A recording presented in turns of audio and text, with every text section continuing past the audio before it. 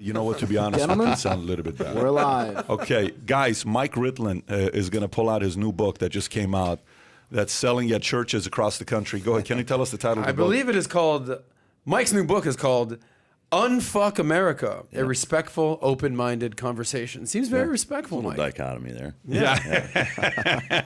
So when did you write this book? When did this come out? Well, so I wrote it actually during the, like when the COVID shutdowns kind of first took place. Everything was closed. Kids were home from school. And so I just used that as an opportunity for me to work on that.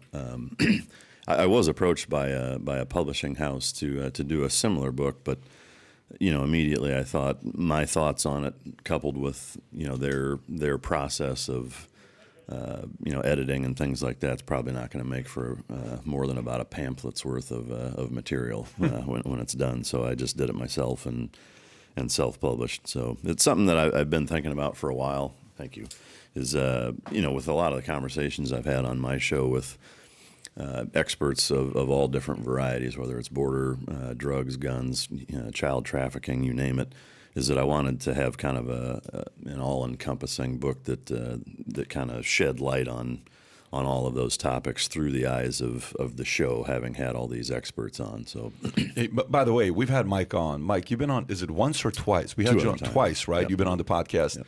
And one time you made comments about women in Navy SEALs, which some loved, some didn't like, but a lot of people wanted to find out more about it. Then there was another comment video that we did that was on what? It was on... Mike, I enrolled in Mike's class on how to understand guns and safety. Yeah. And that clip has pretty much gone viral, 500,000 views online, and it's definitely opened my mind as to, He's carrying right now, just so you right know. Now. We finally got him to carry. Don't mess with me. Yeah. That's Florida. But at the same time, folks, if you don't know Mike Ritland, he's a former Navy SEAL, dog trainer, millions of views, and he's got a sense of humor. I'm telling you, stick around. The guy's got a sense of humor.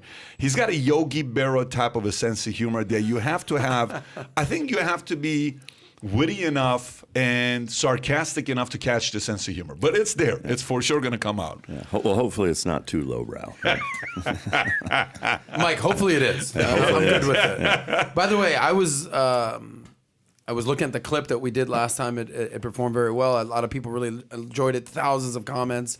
And then I happened to stumble across images of you online. Naked. No. You found a naked picture. Like he said, he was performing well. Are you on my OnlyFans, Adam? Is that what's happening? I'm subscribed. $9.99 a month. It's a fantastic look for you. Loyalty. Tyler, but look at this guy. It's either dogs or this guy looking chiseled. Oh. And that's implants in Photoshop. I know what you're talking about. But, I mean, look at the top right picture. Dude, Mike, are you kidding me? I'm not kidding you. It's not a joke. Is that you? It is. But that's me on the left, too, as a 22-year-old baby frogman in Hawaii. Now on the right, your chest kind of looks Middle Eastern. It looks very hairy, and I've spent some time there. Yeah, I mean that could happen. You hang out with them, it rubs off for sure. It is very contagious. Yeah. Anyways, guys, we got a lot of topics to get into. Yeah. We're going to talk about the book as well. Some things, folks, you got to know about. So news just came in: ISIS leader killed in U.S. Special Operations raid in Syria. Biden says. He didn't do it himself, but it is something that just came. I want to make sure I put it out there. Biden flying off the helicopter, Rambo style, and just start unloading. Here's the part that's the most impressive one. So this entire time, everybody's been trying to fix this COVID issue, but President Biden, you got to respect how aspirational he is. He has taken up a different challenge. He aims to reduce cancer death by 50% over the next 25 years. So he is attacking cancer now. They did such a good job with COVID. Now they're going after cancer. I think you tell me that's not impressive, though. Hey, kill cancer. Yeah, that's I'm okay with that. But I'm okay with killing cancer. Yeah. What I'm not okay with is let's first kill COVID before you're aspirational enough to kill cancer. You can't do two things at once, is what you're saying? Well, let's say you can't do two things at once. But COVID's over here. But I was like, no, don't look here. Let's look over here. Let's look over here. Gotcha. Maybe I'm wrong. Sleight of hand kind of a thing. So Brady made comments about retirement. There's one thing he left out when he talked about retirement. He didn't think Belichick. He didn't think Brady. He didn't think none of the Patriots fans. Nothing. But I want to read what Belichick said, which I really like Belichick's comments and what he said. Zucker, I know you're heartbroken by this. Jeff Zucker from CNN. Yeah, I resigned all night. I didn't get any sleep. I thought you were going to cancel today. I was a little bit concerned. I thought for sure. If I wasn't here, I would have. Mike was going to cancel. Data came out showing the fact that Tucker Carlson, nearly 40% of his viewers are Democrats, liberal leaning. Interesting stuff. That's a very interesting stuff. Whoopi made some comments. I definitely want to get your commentary on that, on what you think about what she said. Psaki actually responded about Joe Rogan being censored. And did you guys hear about how many COVID-related videos and podcasts Spotify took down in the last few weeks? Did you guys hear about it? Dozens, I heard. Dozens. More than that? 20,000. What? 20,000 clips? 20,000. Anything related to COVID that could be misinformation. Short clips. Anything that Not was... episodes. Podcast episode, whole, long yeah. form. What? 20,000 were taken So down by Spotify made that decision. So Spotify recently? Yes. So they're saying now that Spotify is maybe caving in and it's kind of, going a different direction. Your boy, Daniel Elk. Daniel Eck. I know you're feeling like going to Casa to have some elk, but it's Daniel Eck. So 20,000 of them. AOC, heartbreaking. She's dealing with anxiety because of her visiting Florida. It's tough out there. And she got a lot of criticism for visiting Florida, so she's not wanting to get on Twitter because she gets too much criticism. And we have to kind of lower the criticism there. So, folks, just disclaimer to everybody. Next time if you see her video, please take it easy on her. And then we got a few other things. Vox did a story. You ready for this Vox story? When I saw this title, I almost thought it was a joke. It said, remote work isn't the problem. You know what's the problem? Work is the problem. What? So let's not work anymore.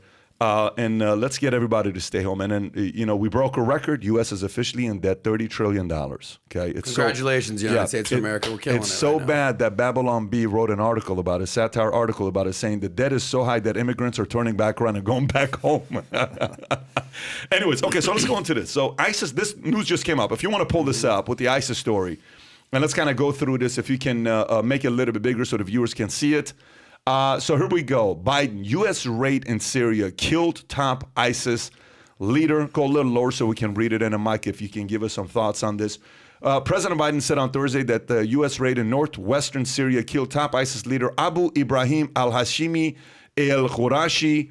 What he's saying is last night at my direction, U.S. military forces, at my direction, very impressive, U.S. military forces in northwest Syria successfully undertook a counterterrorism operation to protect the American people and our allies and make the world a safer place, Biden said. Thanks to the skill and bravery of our armed forces, we have taken off battlefield Abu Ibrahim, the leader of ISIS. All Americans have returned safely from the operations, monitoring and other groups, as well as residents of the raided village Atmeh in the rebel-held Idlib province near the border with Turkey, reported multiple deaths, including civilians. British, 9 people were killed in Thursday's strike, including 2 children and a woman. Wow. Okay, so that's the part that's going to... British monetary group, the Syrian Observatory for Human Rights, said at least 9 people were killed in Thursday's strike, including 2 children and a woman. The Syrian Civil Defense First Responders, also known as the White Helmet, said at least 13 people died, including 6 children, in shelling and clashes that followed the raid. So, Mike, former Navy SEAL, when you see something like this, what are you thinking and what do you know about it? Well, in terms of detail that I know about it is basically zero. With it being this new and me having been out as long as I have no connections as to any pertinent details. But what I will say is that stuff like this takes place pretty regularly. From a timing standpoint, it's easy to look at it and say it's a shell game of, hey, things are going bad, so let me do something like this. There's a potential for that, no two ways about it. But I think it's always good when things like this happen, as it relates to keeping terrorist groups accountable overseas and keeping the pressure on them there so that they feel the heat there and it's harder for them to execute things over here. But I just don't I don't like the timing of it. I guess it does seem a little convenient because we haven't done anything over there. His debacle or botched abortion of a withdrawal from Afghanistan. To me still stings and always will for most guys who have had any involvement in the war on terror in the last 20 years. And so it's hard for me not to have some bias coming into a story like this just because of how badly he's fumbled military policy in the short year that he's been at the helm, if you can even call it that. By the way, Tyler, can you go copy-paste his name and go on Google, copy-paste his name, I've never even heard of her. Yeah, So. yeah. Go on Google and let's read the Wikipedia, because I've been going through the Wikipedia. Go a little lower. Yeah, go a little lower. The main Wikipedia. It's a little concerning because he's born in October. Go a little lower. There you go. Okay, good. Make it bigger. Let's see. He was born in October 1976, February 3rd, 2022. Was an Iraqi Islamist and the second leader. Okay, so he was second in command of the Islamic State.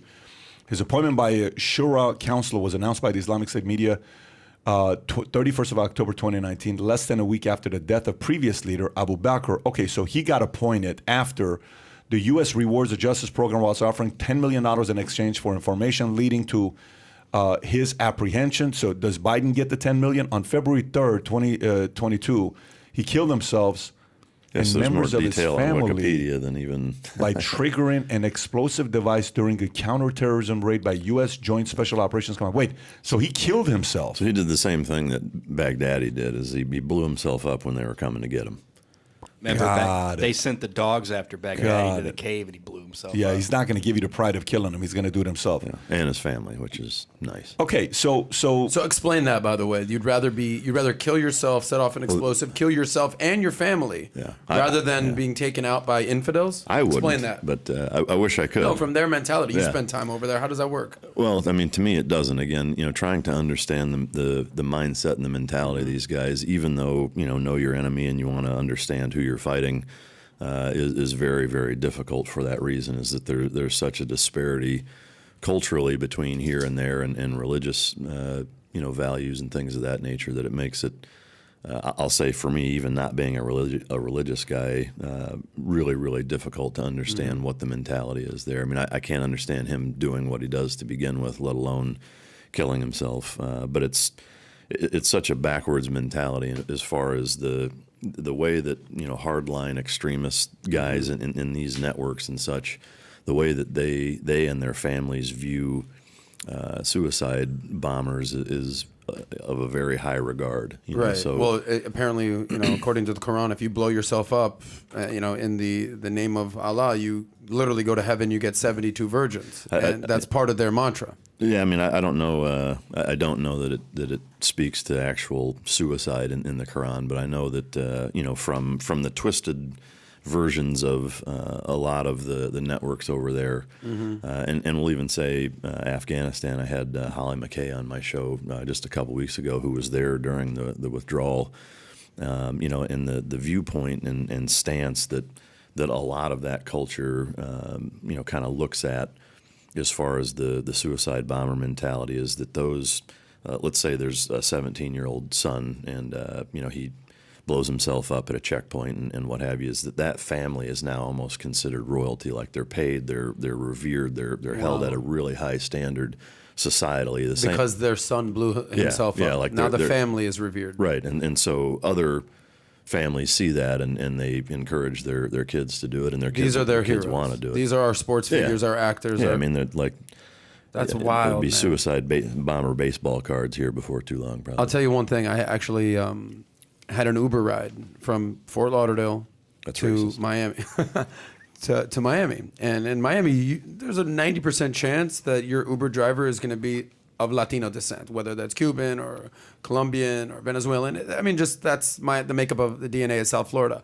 This particular man was actually Palestinian. And we got into a whole long conversation. He's like, so where are you from? Miami. You're Jewish? Yeah. I love Jews. I'm like, oh, you're Palestinian? Yes. Like he's been in America for 30 plus years. So thick accent. And we had a very unique conversation, a Jew and a Palestinian driver, and we actually exchanged numbers, and it was actually on New Year's. He actually picked us up later. Point is, we had a great time. And he said something, he goes, you have to understand one thing about these types of people. He goes, I'm a Muslim, but I'm very moderate. He goes, they value death more than we value life. Yeah. And I said, whoa, what? And he goes, yeah, they value death more than we value life. And we just discussed what that meant.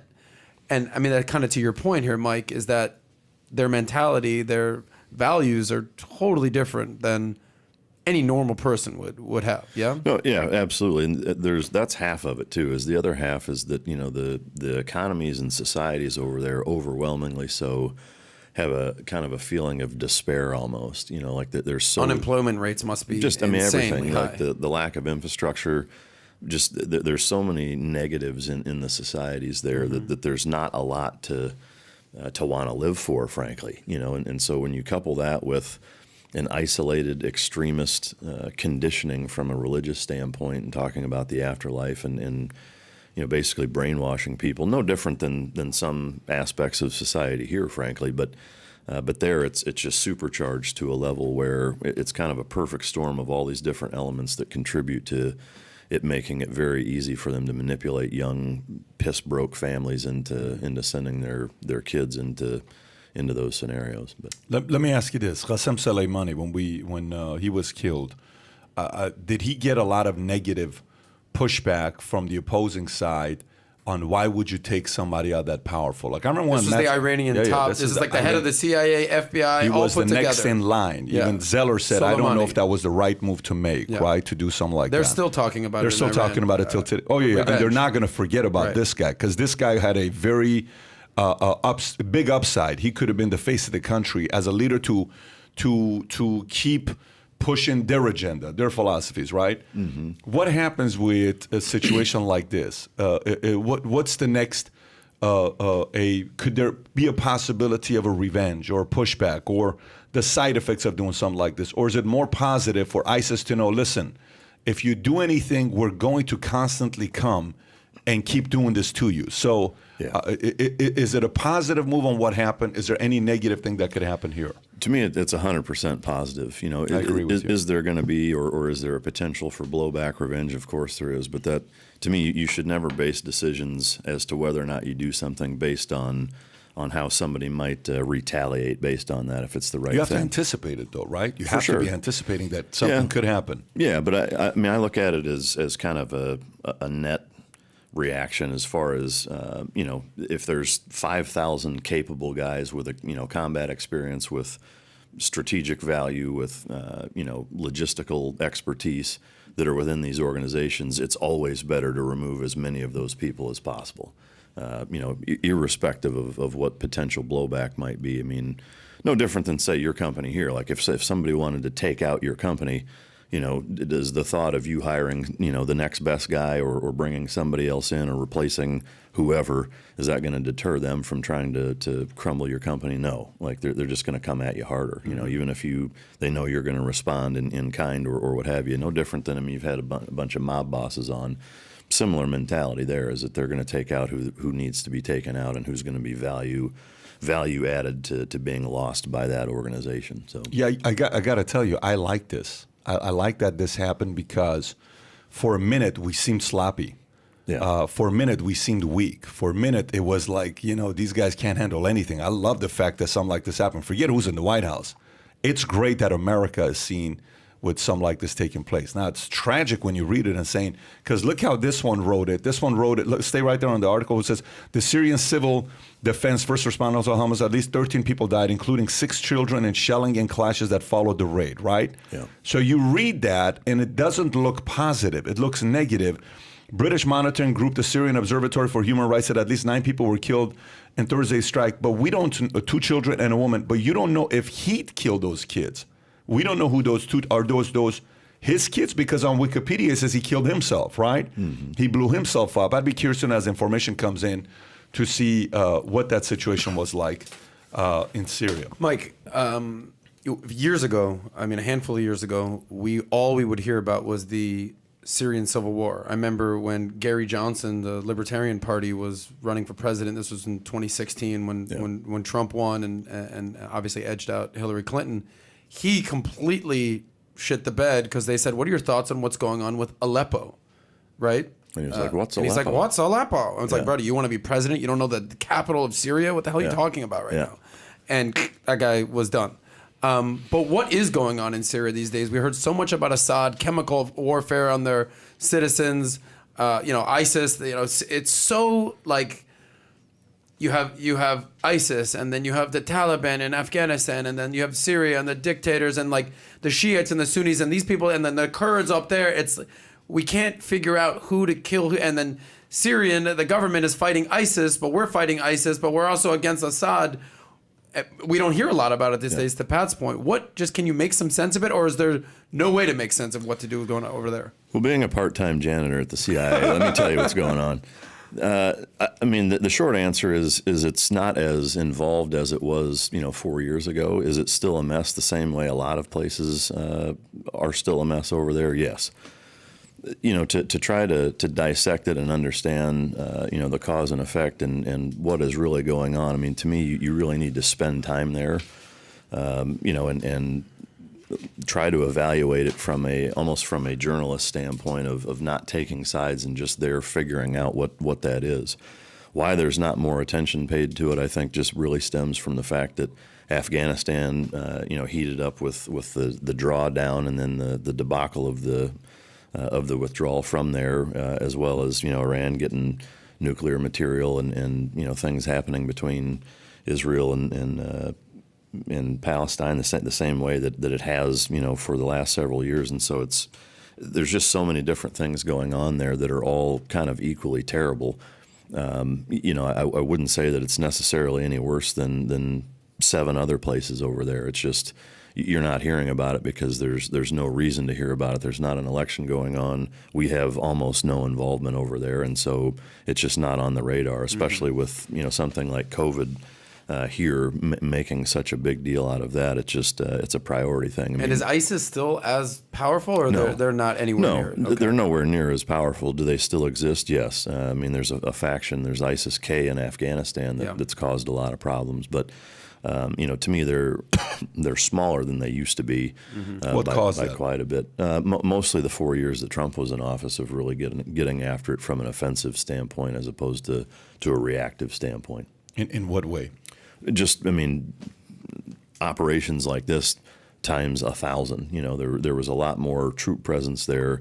We took a lot of intelligence-based measures to execute missions like this and other ones to push them back and take territory back and get rid of high-value targets and things of that nature. So, Mike, how much of this, when an operation like this is taking place, the White House is aware of it a month, 2 months, 3 months, 6 months, a year prior to it happening? Like, is this something that Biden knew about 3-6 months ago, or is it last minute? Hey guys, here's where we are. We found them. Let's make the phone call. Take them out. Boom. Yeah. So generally speaking, there's kind of a pulse or tabs on guys in certain areas. When something like this happens, it's generally to a degree with which there's very, very credible and corroborated through multiple sources, viable intelligence that this guy is right here, and now we can go find him, which is why this is a big deal, is that to pinpoint a guy and actually be accurate as to his exact location, going and finding him, even though we didn't kill him, he blew himself up. The fact is the result is the same, is that's a big deal intelligence wise, as far as a victory. So we knew about it. For sure. Now, He's been on the radar, is what you're saying. And then when the opportunity arises, boom, sure. strike. But what's not said, and what's very possible, I don't have any intimate knowledge of it. How many times did we think he was somewhere, tried to go, and nothing happened? Who knows? It could have been a dozen. So that's the tricky part with this. Like, to your question, the different directors and people in different places of a high value in our government that know, okay, this guy's in this region, this guy's in that region, this outfit's operating here, they have about this many troops. You have a good idea of all those things. I'm going to ask a crazy question, and I just want you to be thinking about it, both of you guys. Tyler, you think about it, see how you process this. So, how sometimes somebody all of a sudden has a bad rep for something they did, and they hire a publicist, and the publicist comes and tries to rebrand the person, right? Like, A-Rod rebranded himself very well until the J-Lo situation. It kind of went back to what it was, I think, a little bit, right? He took a little bit of a step back. But when A-Rod came back out, A-Rod was, this guy, listen, I did it. Here's what I did. This is what it is. He's definitely transformed himself. And then he was on, a Shark Tank. You're seeing him everywhere. So you're like, dude, this guy's incredible on TV. Mm-hmm. Great communicator, great all this stuff. Then some people were upset what happened with J-Lo. No one knows the real story, what happened there. The J-Lo fans came out and didn't like him. But A-Rod recreated his persona. Would you guys both agree? I agree. Yeah. Who else would you put in that category that recreated their persona at that level? I think musicians do it, rappers do it, Kardashian did it, stars do it all the time, right? And especially when you're getting older, you got to do it even more because If you don't, you're no longer 22, you're now 53, you don't look like you did at 22, you got to kind of mix it up, right? I wonder if there's meetings where you're sitting there saying, look, let's face it, man. And by the way, I'm talking any president. Look, your score right now, your polls, you ain't looking good. Your rating sucks right now. You ain't looking good. You're talking about Biden, obviously. I'm talking about Biden. Midterms are coming up. We got to kind of fix some things up. So listen, 5-step plan. Here's what we're going to do. No longer we're going to talk about COVID. We're going to talk about cancer. Number 2, we need a strong position from your end to go take out somebody from ISIS. Let's call this. Number 3, we need to do you think those types of conversations happen? They have to. Okay, I agree. I agree. There's no doubt that and I wonder if there's like a 30-point marker of things to do to recreate your reputation.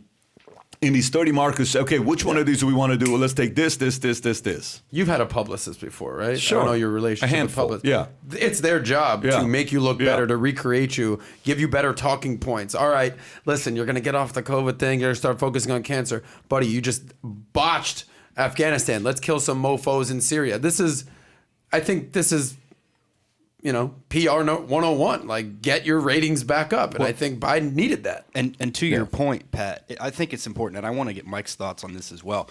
Notice it was a raid, and they didn't send in a drone. They didn't send in a Reaper, because what happened last time we did that? We killed the aid worker and 7 children. Yes. We droned Pat Tillman. I mean, so where does that come from? Is it situational where they decide to raid, or? Yeah, it is. I mean, so much of it is going to be driven by kind of the actionable intelligence on what's on target. Now, speaking from personal experience, we did operations where our intelligence was spot on, and there were times where we did operations where the intelligence was woefully inaccurate.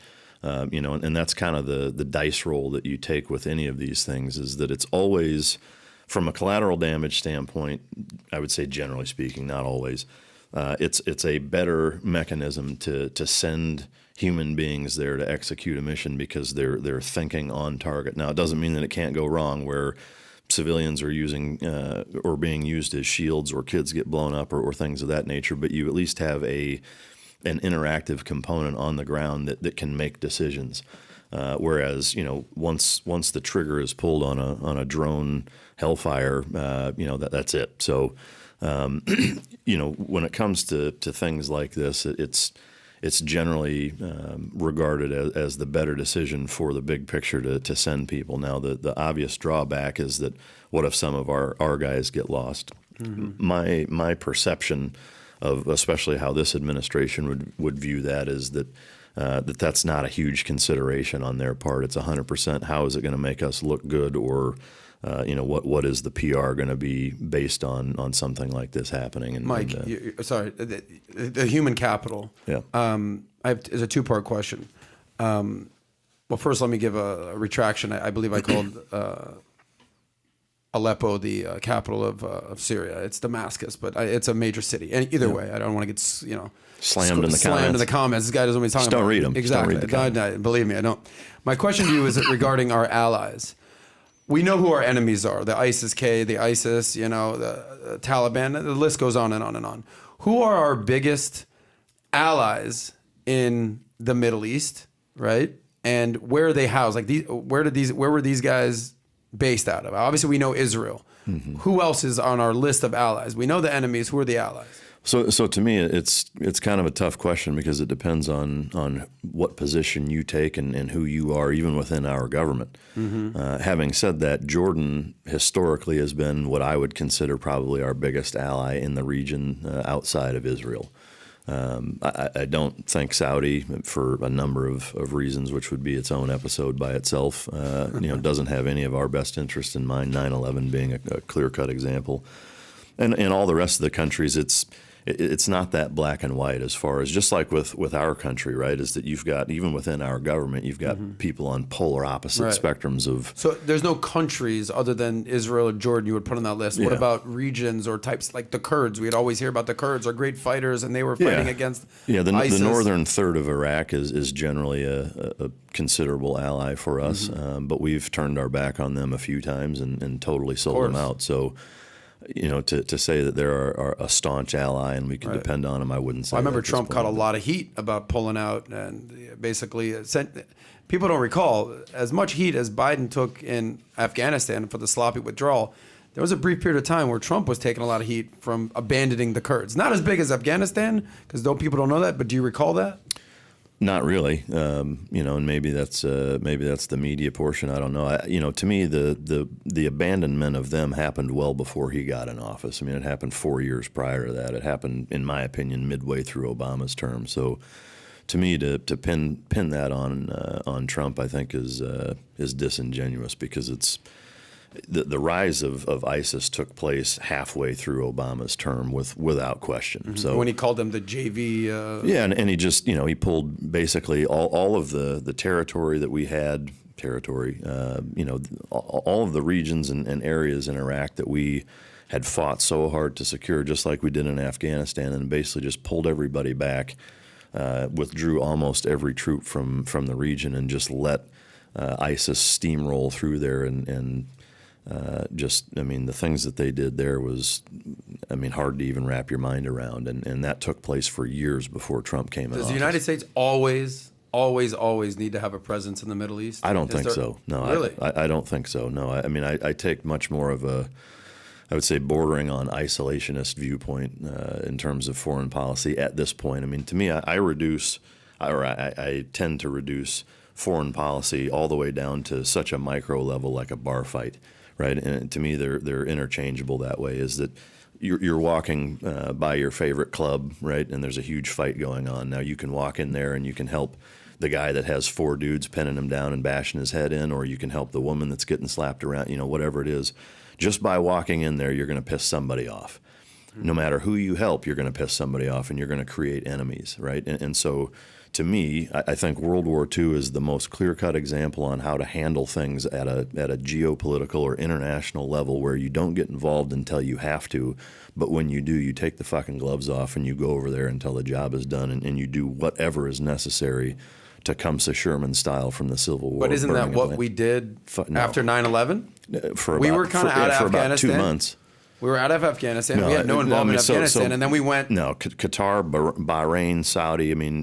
Exercises in Jordan, joint operations in Israel. We've been heavily footprinted in the Middle East way more than we need to be for decades. It started back in honestly when the first Persian Gulf War took place, and we got bombed in Saudi Arabia for being there. That's really when it really started, in my opinion, where the hardline groups, specifically Al Qaeda, that was born out of Saudi allowing us to have troops in the region to defend Kuwait. That pissed Osama bin Laden off to the point where he created Al Qaeda because of that. So, to me, there's been a lot of involvement that we've had that's unnecessarily created problems that we're still paying for and probably will for decades. Do these people fear the United States military? For sure they do. They do. 100%. And even just as recent as 7 months ago, that the fact that we had 2,500 troops in Afghanistan and they still weren't doing anything until Biden was like, yeah, we're actually leaving, and they closed down the airbase. Mm-hmm.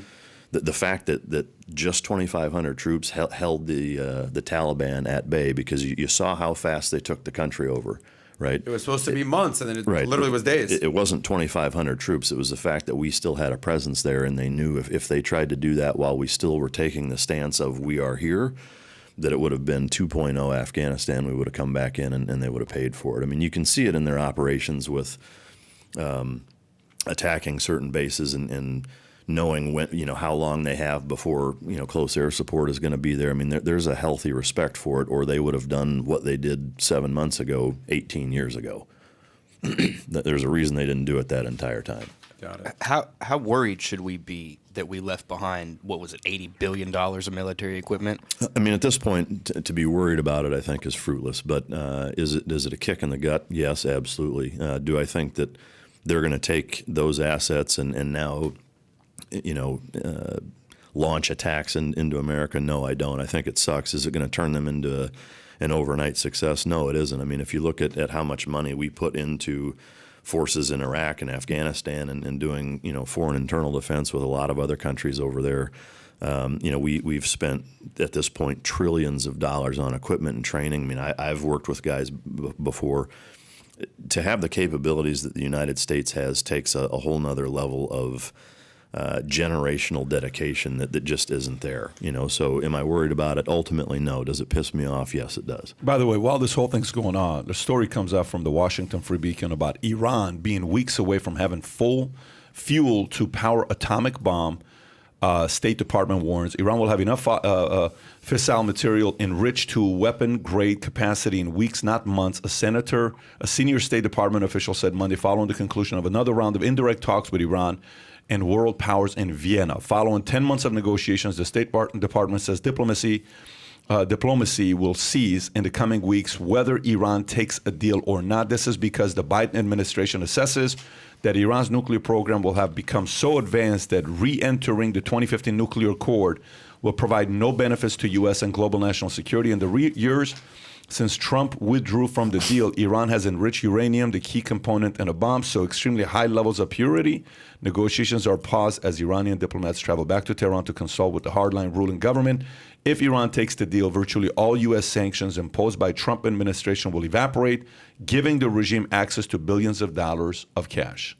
Is that a concern to you with what's going on there with Iran? I mean, it is, but I also think, this is kind of to Adam's question of involvement, is that you really have to decide, do we want them or are we okay with them having this or are we not? If the answer is we're not and we need to stop it, then as a country you have to decide we will do what is necessary to prevent that, whatever that is, right? Is that if it's that red line, like, hey, Iran cannot have the capability to have any nuclear capacity whatsoever. If that means that we carpet bomb, the facilities, whatever it takes, intelligence-based, wise, is that's what you do. No different than Afghanistan, Iraq, World War II, whatever. Is that, to me, the cat and mouse aspect of the negotiations and the accords and the peace deals and the cash and all these other things are kind of a distraction. In that you just have to ask yourself, are we going to sit on the sideline while they do it or not? Now, whether or not we take action, that's a whole nother conversation. But I think as a country, there needs to be a decision one way or another, and you just do what it is. Here's my question. How do we know? How do we even know that this is taking place right now? Like, how do we know that Iran is weeks away from having fuel to fuel power atomic bomb? How do we know that? What insider information is Iran leaking to us? They're not going to leak anything to the States. I mean, so this is where, I'll be careful in how I tread on what I say, but there are intelligence assets that provide the capabilities through a number of resources, and that's electronic, human, traditional spying, communications intelligence, et cetera. All kind of coupled together to make determinations and assessments like that. But that's really all. How deep are we as? And I'm going to go a little bit deeper to hear what you're going to say about this. How deep is U.S., whether you want to put CIA or whatever you want to call it, in Iran to constantly gather intel and send it to us? Are we pretty involved heavily there, or it's mild? I would say, again, not having maybe as intimate as knowledge as maybe you would assume, but what I do know is just, again, from having a lot of friends that do things like that and having worked in that capacity, is that there are always people involved in all of the kind of big actors, and that's in every one of those capacities that I just mentioned. It's signal intelligence, it's communications, it's human, it's all of those things, and so. The United States has this map of, okay, here are all the major concerns, and then they dedicate assets based on the same way, say, an ER doctor would triage an emergency room after an accident, is that this is the biggest threat, and they're allocating resources based on that. So without a doubt, there is moderate, to heavy involvement in every capacity that we have the ability to be involved in that country specifically. And also don't forget, I mean, our position keeps changing, whether it was the Biden who led the charge on the Iran nuclear deal, Trump pulled out, now Biden is getting back in it, whatever it is. But there's one thing that has not wavered, and that's Israel. Yeah. Our stance has changed here in the United States. Israel is dead set on Iran not being a nuclear power. So whether that's them taking out scientists, taking out plants, like they are not playing around. They do not want Iran to have this nuclear power. Yeah, I mean, it's a much bigger threat to them than it is to us. 100%. Yeah, I mean, they're right well, there. So. obviously, the Iranian rhetoric is Sure. we're going to wipe them off the map. They don't want Israel to exist. Yeah, I mean, no different than if say China built an Air Force base in Russia. Tijuana, right? We're going to be a lot more bent about that than Israel is because it's right there, or in Cuba, the Cuban Missile Crisis, Russia, like that. Or if Russia has an amphibious assault group or an aircraft carrier, 30 miles off the coast of California, is Israel going to say, yeah, that's messed up and that we don't think they should do that or whatever? Probably. Are they going to be as worried about it as we are? Absolutely not. Geographically, the United States has to just be we're very lucky that we're not in sure. the middle of all this nonsense in the Middle East, Eurasia, anything like that. Yeah, I mean, geographically, it certainly is at our advantage. I will say the more technologically advanced the human race becomes, the less that matters. Whether it's cyber attacks or satellite stuff, shit coming, lasers from outer space type stuff, the more and more capable human beings become from a technology standpoint, it's not going to matter as much. It already doesn't. I mean, China has the ability to do what they do, as well as Russia. I mean, they've made our lives pretty difficult over the last decade, both of them, from without ever even having to come here. So it still plays a role. I'd still rather have a geographical advantage than not. But that gap is shortening year after year. You wonder when you think about this stuff, like even with Iran, because Iran signed a 25-year, $400 billion deal with China, right? That's the deal that they signed when they said, hey, you want to do this, Trump? We're going to go take advantage of this and get with China. And China is the number one competitor to U.S. Do you think today's administration of Iran cares whether they have a good relationship with U.S. or not? Like, do you think they wake up in the morning saying, okay, let's have a meeting. Guys, let's figure out a way how we can be better with U.S. You think they give a shit at all? I would say it's probably the opposite, is that they're trying to come up with ways to piss us off, get under our skin, and degrade the relationship with us. I totally agree. Okay, so if that's the case, and they're saying, well, we're going back to see 10 months of negotiation, State Department says, the diplomacy will cease with coming weeks after they're going to go back to Tehran. You think they care? Like, you think they're sitting there saying, hey, boss, we have to improve this relationship with U.S. or else we're going to lose? Pat, can I ask you a personal question? Yeah, go for it. Being born in Iran and being a proud Iranian, born in Iran, made in America, serving in the military, being a world-class entrepreneur, when you hear these types of stories or just Iran comes up, how does that make you feel just as a citizen? Yeah. All I think about is progress. All I think about is I got kids that I'd like to show them Khiyaban Hojat, that I was raised on a street called Hojat. I want to take them to Bandar Pahlavi, Port of Pahlavi, to show them Caspian Sea. I want to take them to Jam Hospital, where I was born.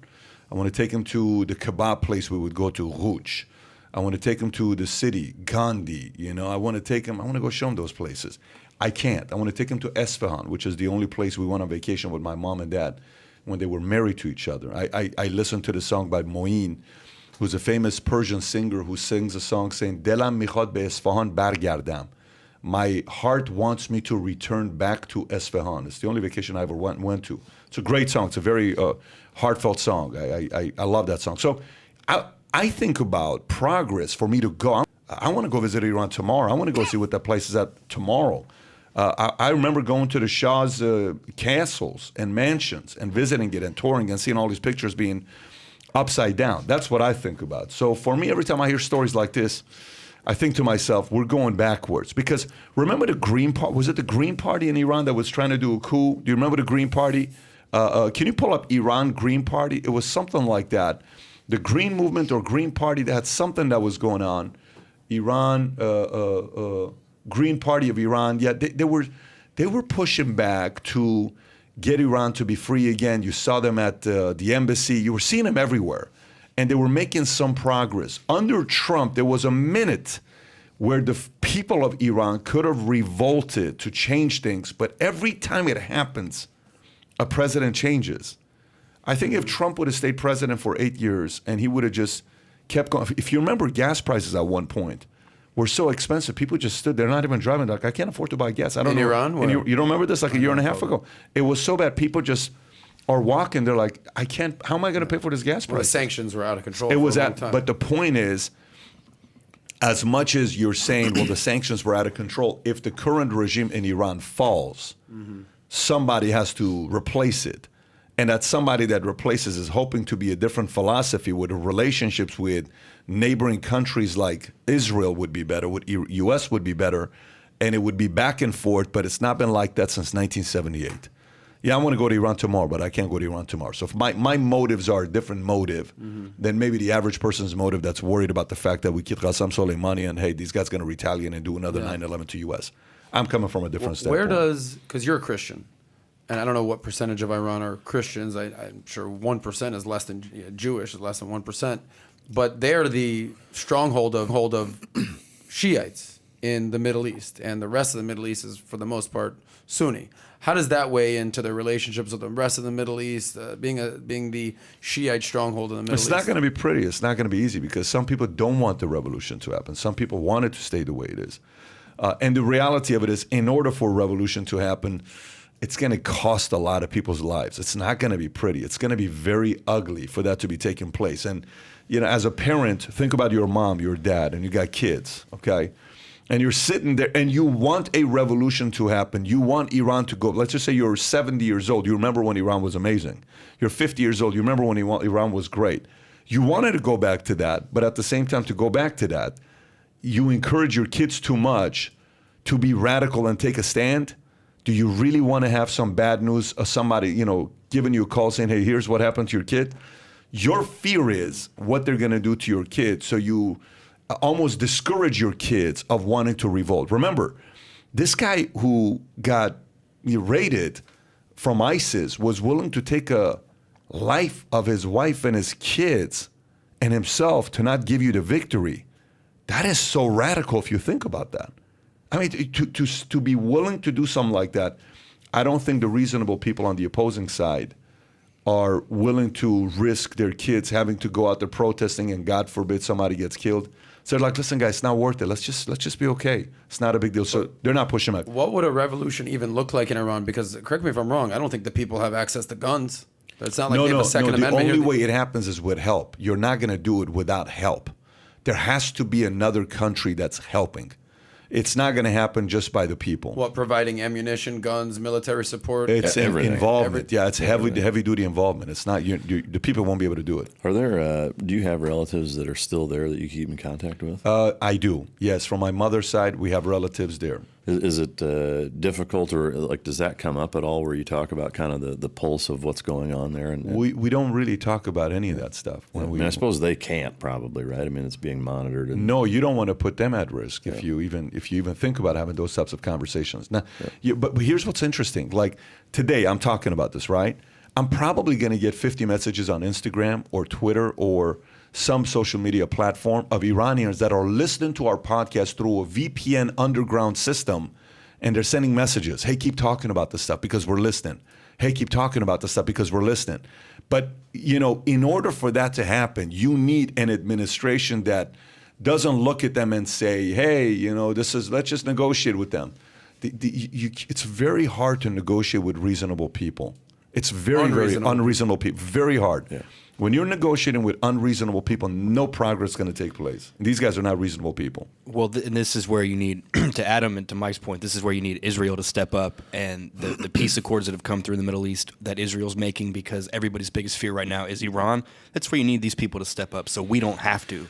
Well, Israel has done plenty of stuff. I mean, Israel will go take out scientists. Israel is not afraid. Israel's the kind of place that they'll play the proxy, but they're not afraid to play the direct without a proxy. I don't know if that makes sense. They're not trying to use somebody else. They're still relying on us to take charge and take the lead. They are, but they'll still come at you as well and say, I did it. They'll do it alone if we don't. Yeah. Especially with this, I wouldn't be surprised if you see a legit, like you said, this is us, and we're not trying to hide it. Attack on different, whether it's nuke sites or scientist locations or what have you. So it'll be interesting to see what happens. All I know is I'd love to see Iran open up so we can go tour and show the entire place and see how beautiful of a country Iran is. You go to a lot of museums, there's like 100-year-old building, 200-year-old building. You go to Iran, like 3,000-year-old building. Yeah. Still here. I am curious, like from kind of an investment standpoint here, like do you think it's worth the United States getting involved at that level? Not right now, because it's 25 years, $400 billion with China. Is it worth paying more than $400 billion? No. The day Iran signed that 25-year, $400 billion, we probably lost Iran for a few decades. I guess I mean an investment from a blood and treasure standpoint, like the sacrifice that it would take for the United States to actually get involved and overthrow the regime there. It's not worth it, because the only way to be worth it is in the following way. So here's the only strategy. Again, I'm not involved in any kind. This is just, I'm thinking like a strategist, is you need a couple things in place. You need a Trump-like personality that is hurting China first, okay? Hurting China first. China has to feel the pain. Then U.S. has to say, if you don't pull out of this deal with Iran, we're going to increase the tariffs to 40%. So then China says, the announcement comes out saying China pulled out of the Iran deal for 25-year, $400 billion. That's progress. Do you remember when Huawei, do you remember the company Huawei? Do you remember when every day, everything we talked about was Huawei, 5G Huawei. Do you remember that whole story with Huawei? Telecommunication. China. And then one day, what does Trump do with Huawei? Bans the phone. You remember Huawei, we were one of their bigger markets. They were growing here, they were exploding. And then do you remember the situation where the Huawei CFO, who happens to be the daughter of the owner, who in Canada got caught? Do you remember that story? In Canada, she got caught. And then she had dealings doing a deal with Iran. Huawei was. Do you remember this whole story or no? Vaguely. Type in Huawei, CFO, Canada, Iran. Huawei, CFO, Canada, Iran. And type in Iran as well. Dealing. Okay. Meng Zhu can return to China, admits helping Huawei conceal dealings in Iran. There you go. This was a story. Washington Post, WAPO. What date was this? National security go up a little bit. Do you see the date? September 24th. Yeah, this is not that long ago. This is 5 months ago. This is 6 months ago. But this has been going on for a while. So the only way it would work is if Trump says, here's more tariffs, here's more tariffs, here's more tariffs. And then China says, screw this guy. You know what, Iran? We're pulling out. Then they pull out. Then his next move would be tariffs to Iran. Then him saying no other Middle Eastern banks can do business with Iran. All the banks tighten up. The people get pissed off with the regime. Of course, they're going to blame U.S. for it. And then at that time, it's like, do we want this regime to be here? Then they revolt. It's like a 5-step process of getting there. Yeah. But it won't happen without China. Yeah, it won't happen without China. So we get them. Then we can do something with Iran. Anyways, other than China, what other country, from a business standpoint, dealing standpoint, are invested in Iran? Or is Iran doing business with actively? Let me ask you a question. Who do you think is more, this is a pretty weird question to ask. Who's more reasonable, Putin or Xi? Who's more reasonable? I have an answer. It's not even close. My gut is telling me Putin. It's not even close. I'm telling you, it's not even close. That you think Putin is more reasonable? There is no way it's even close that Putin is more reasonable than Xi is. There's no way. You're saying Xi is the least reasonable person? Let me ask you a question. Are you more worried about visiting China or Russia? China. If I told you right now, let's go to Moscow, Leningrad for a week for vacation, would you at all be worried? Yeah, I'd be a little worried. What percentage? I get your point. I'm just saying. If we go to China, let's go to China for a weekend, do a vlog or do videos, do some interviews. Yeah. You probably, if I told you right now, hey, the center of Houston Rockets invited us with Enes Kanter to go to China to see how great the country is. And I say, how you doing? You'd probably take vacation that week. You know what I'm saying? Like, you know what? But the point being, I think Putin is more reasonable. So who has incentives? Putin has to be good with Iran still. Not good, but it's right there. So they're dealing there between Caspian Sea and them. Everybody has to figure out a way to be okay with that neighbor, because it ain't going away. It's not like you're living in a gated community and there's a terrible of a neighbor that is just a mess and you're hoping one day they move. Iran's not going to move. Countries in the EU deal with them? Not to the levels of, because remember, EU, individual countries to deal with Iran have to be also held accountable to the other countries in EU. So you're almost one major country. So I think it's very different in EU. I may be wrong than it would be in countries that are closer to Iran. But again, I would tell you, I think Putin is 10 times more reasonable than Xi is in China. Do you agree? Yeah, I would agree. I think, from my standpoint, both countries have a level of national pride that kind of trumps everything else, the way that the United States used to have, and that's why they're emerging as, I think, countries that are going to eclipse us sooner than later. You could argue that in a number of ways China already has. I think they're still dependent enough on us to where they couldn't execute certain things that they probably would once they get to that point. But but both of them, I think, are while they're hardline guys and they're the pride and success of their country is kind of the pinnacle of what they base all their decisions off of. Both of them are also not dumb enough or so emotional about those principles that they have that they're not willing to look at it. No different than you did with Iran. Like you have I think a natural bias to want to see the United States get involved, but your non-emotional side says no, you need to do it this way first. Whereas most people wouldn't do that. And I think from a leadership standpoint in those two countries, that's necessary, and that's why they do the business deals that they do and are as successful as they are in executing them. Yeah. But by the way, it's China compared to Russia, it's not even close. No, China is 100x what Russia is in every way. Exactly. And I don't even know other than oil industry, what kind of industry does Russia have other than oligarchy and vodka. Oil? But vodka, the vodka is good industry. But China is, in many respects, like you said, Mike, is going to surpass the United States. Keep in mind, they have 1.3 billion people. Yeah. Russia... Putin has to be way more of a strategist, ex-KGB, than Xi has to be. I wouldn't. I think they're both very, very capable in that regard. Yeah, but China is at least, like you used this analogy before. If there's a poker hand, China at least has a flush or a straight. Putin's playing with like a pair of threes, and he's like pretending that he's got, pocket aces. He doesn't have.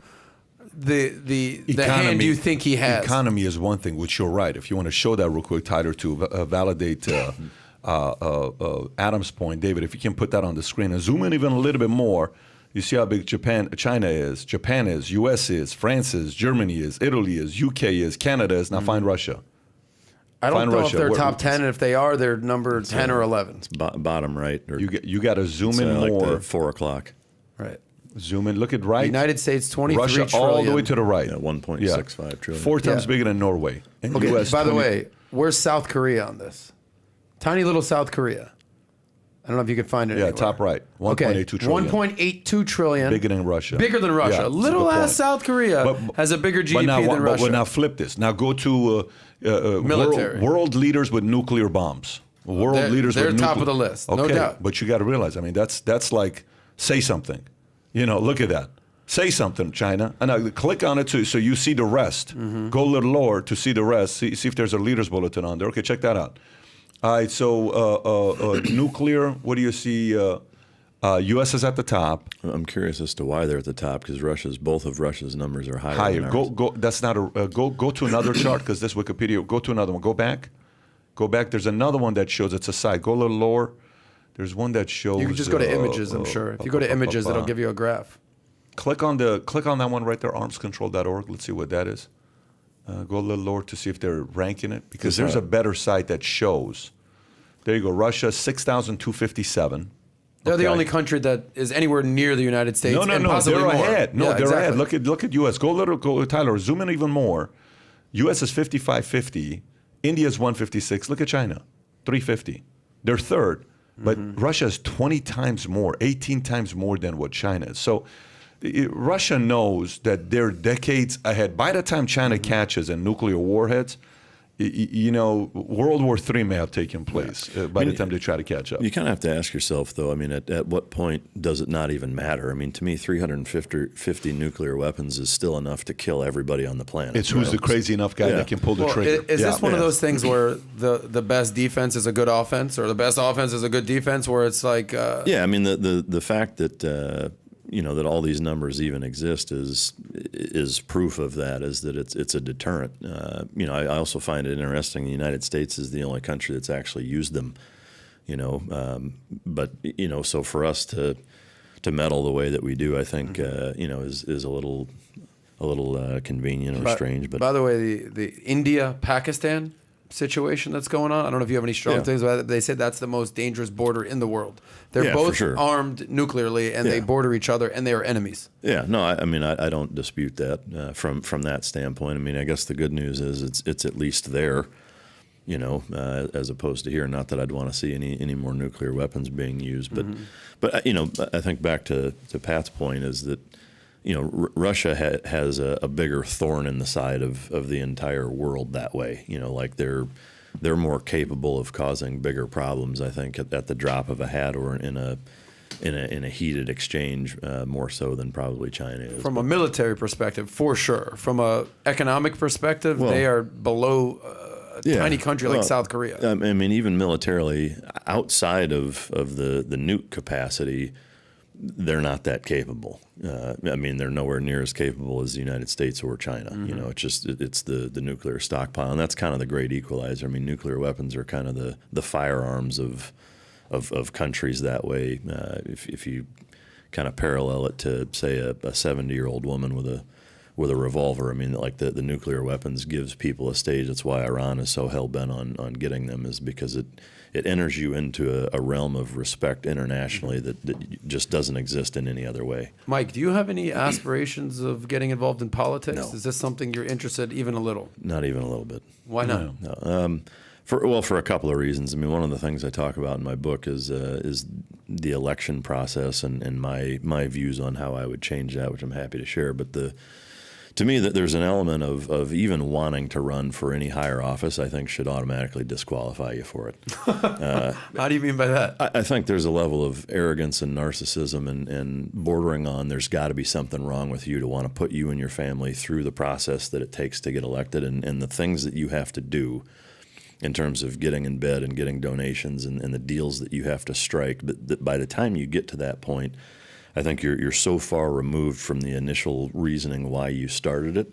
That is why you see the level of corruption and bribery and lobbying that exists in Washington, D.C. Talk about your election. Talk about which your ideas would be in your book. So within the three branches of government, well, let me take one step back, is that you've got, we're so far gone to the point where a lot of people talk about, revolution or these huge red flags as far as the NSA and CIA would be concerned, or FBI. You'd be labeled a domestic terrorist for even talking about it. So to me, the happy medium is looking at the three branches of government and saying which one is the most influential and from a checks and balances standpoint, the most powerful. To me, it's the legislative branch.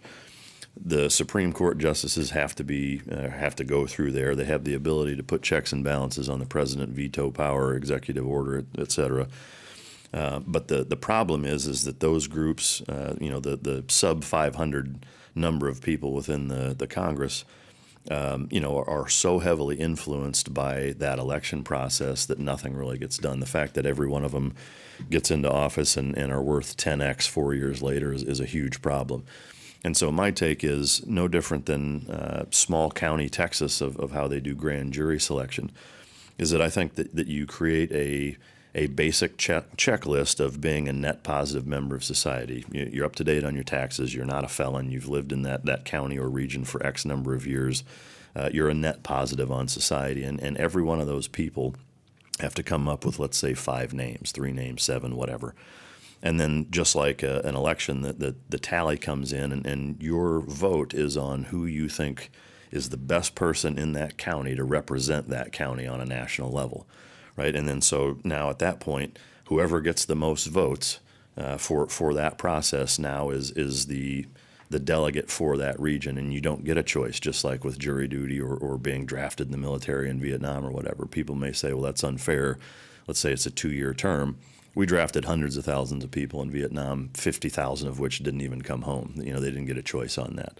Jury duty, some trials last 6-8 months, and you don't get a choice. You have to execute that. And so I think to have less than 500 people that are so well liked by the net positive members of their community, there's no finances involved. There's no, hey, you donated $2 million, and so when I get in office, this transport deal that's running through our county is going to go to your brother's construction company. There's none of that, because none of that plays a role in the initial selection process. Once everybody is decided, now you've got the most accurate, legitimate representation of your society in the legislative branch. That's the entire representation of the entire nation.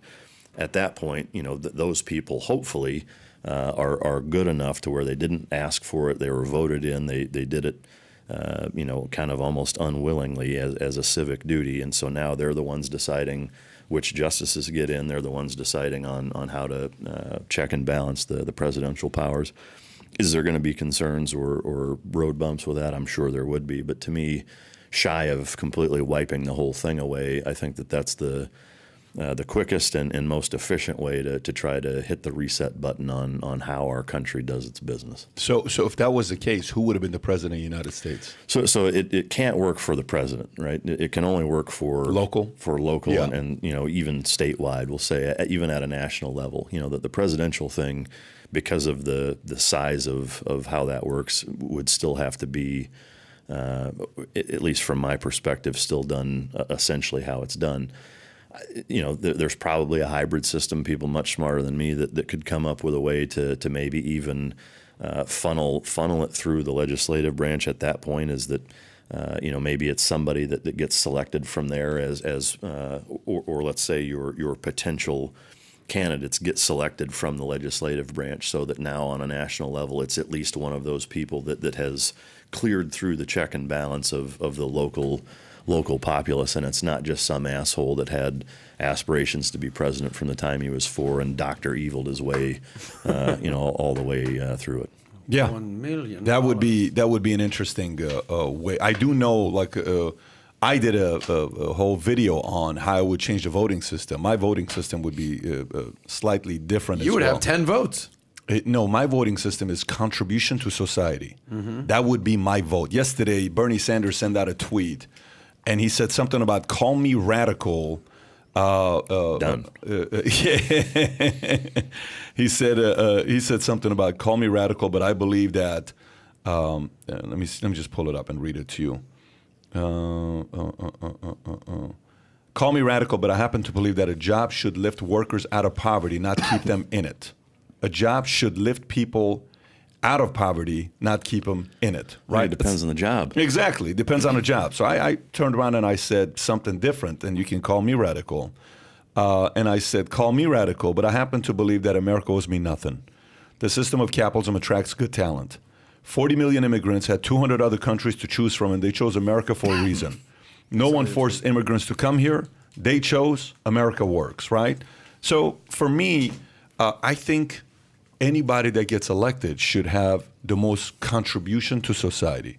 And the way you contribute to society is in many different ways. The more you contribute, the more you know the same way how in school somebody wanted to be a president and you had to go do, what do you call it?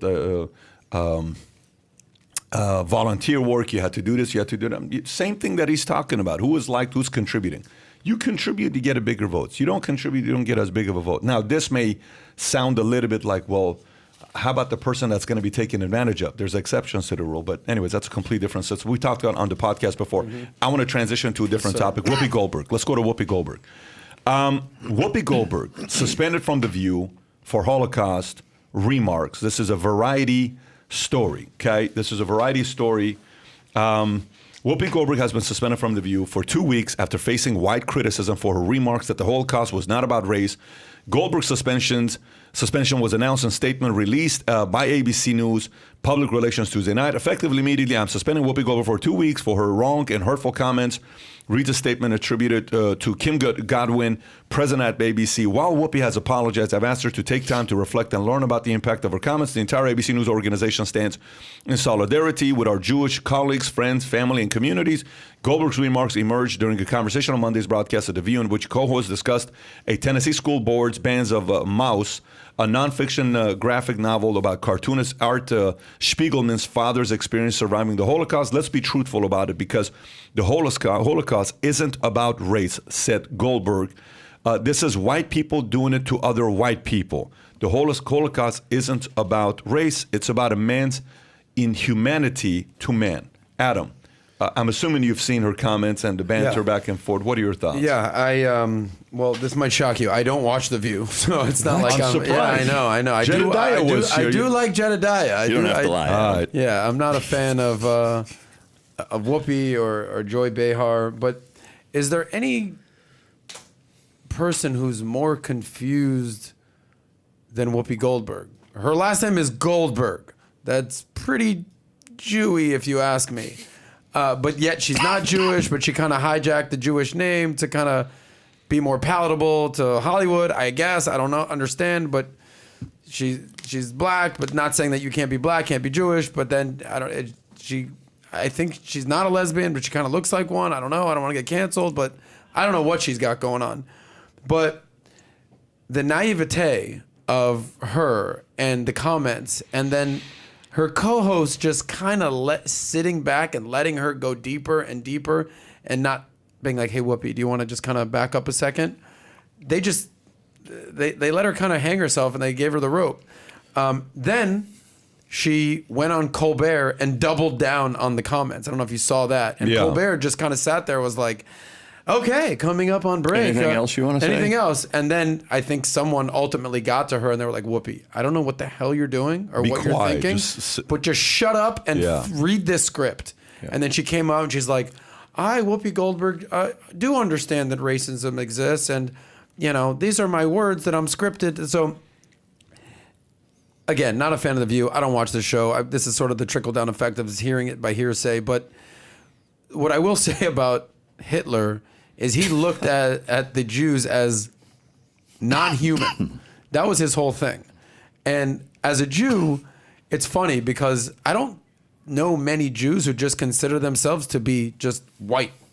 Again, Jews in general, there's Ashkenazi Jews who are basically, that's me, out of Eastern Europe, Poland, Russia, Finland, Germany, that area of the country. Then there's Sephardic Jews out of Morocco, the Middle East, Iran, for an example. And then there's Ethiopian Jews. They're basically, just south of Israel in the Middle East.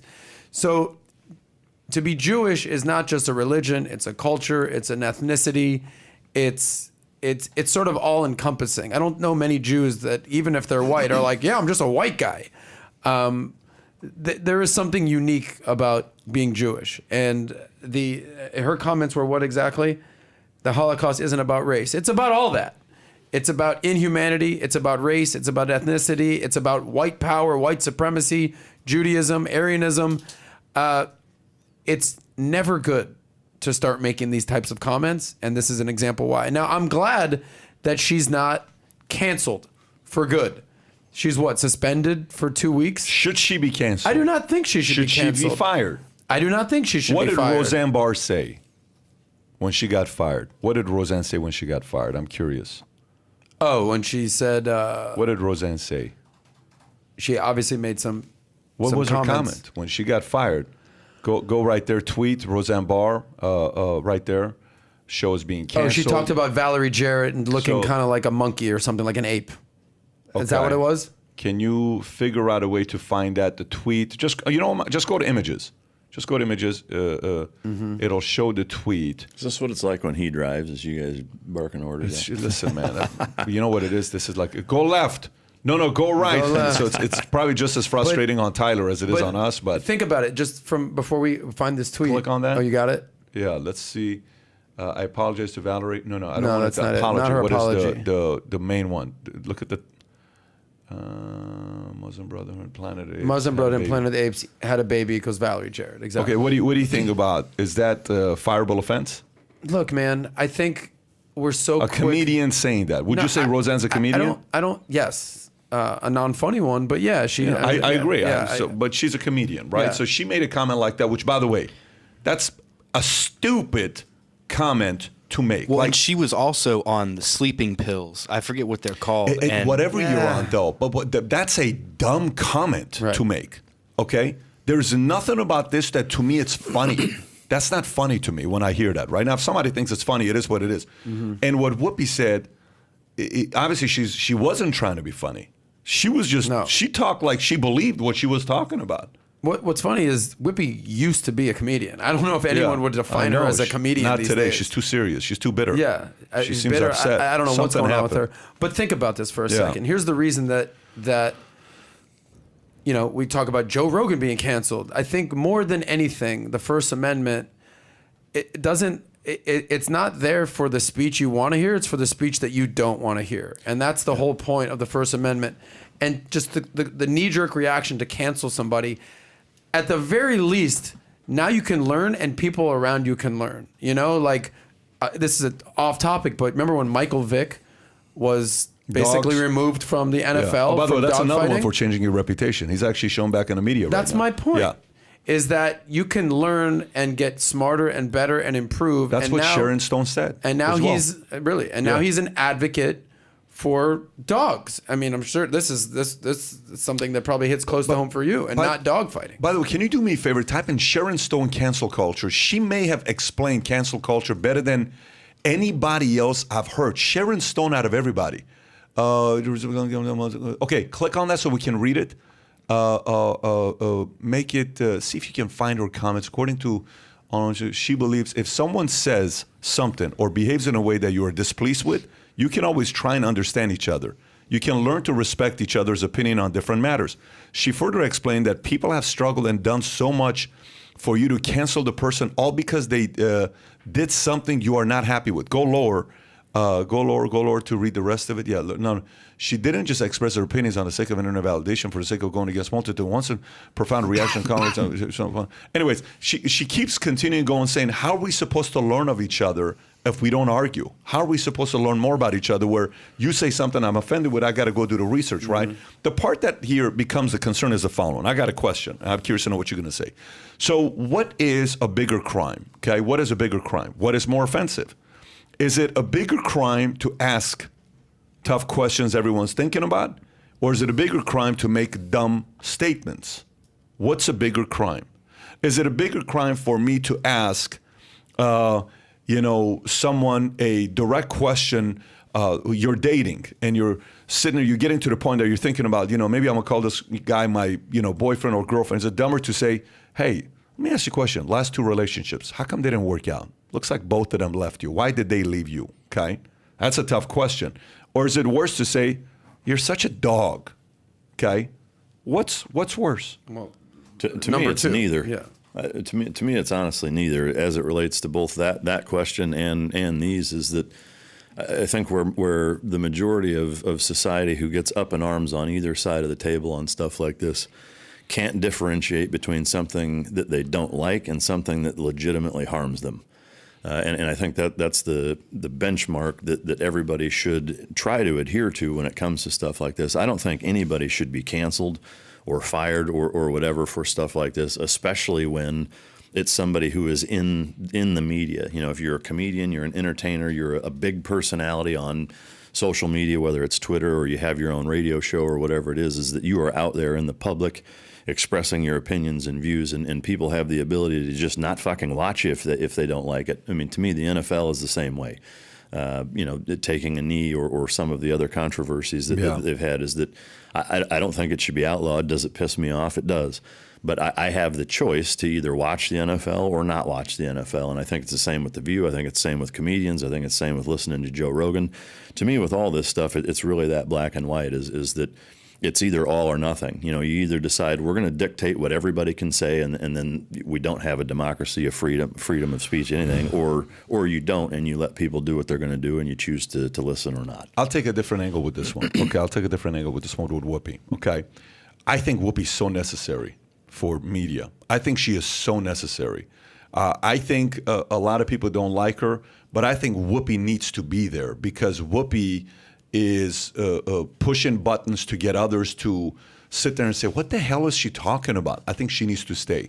I think Whoopi, the way she handled Mel Gibson, when Mel Gibson made the comments, this wasn't 2010 or 2011 when The View, that's a long time ago. Type in Mel Gibson, The View, Whoopi, and see what year comes up. It could have been 2010, 2011. And she said, look, I don't know what happened there. But here's what I can tell. 2010, when she made that, right there, Whoopi defends Goldberg, 2010. Go to the bottom one, CBS News.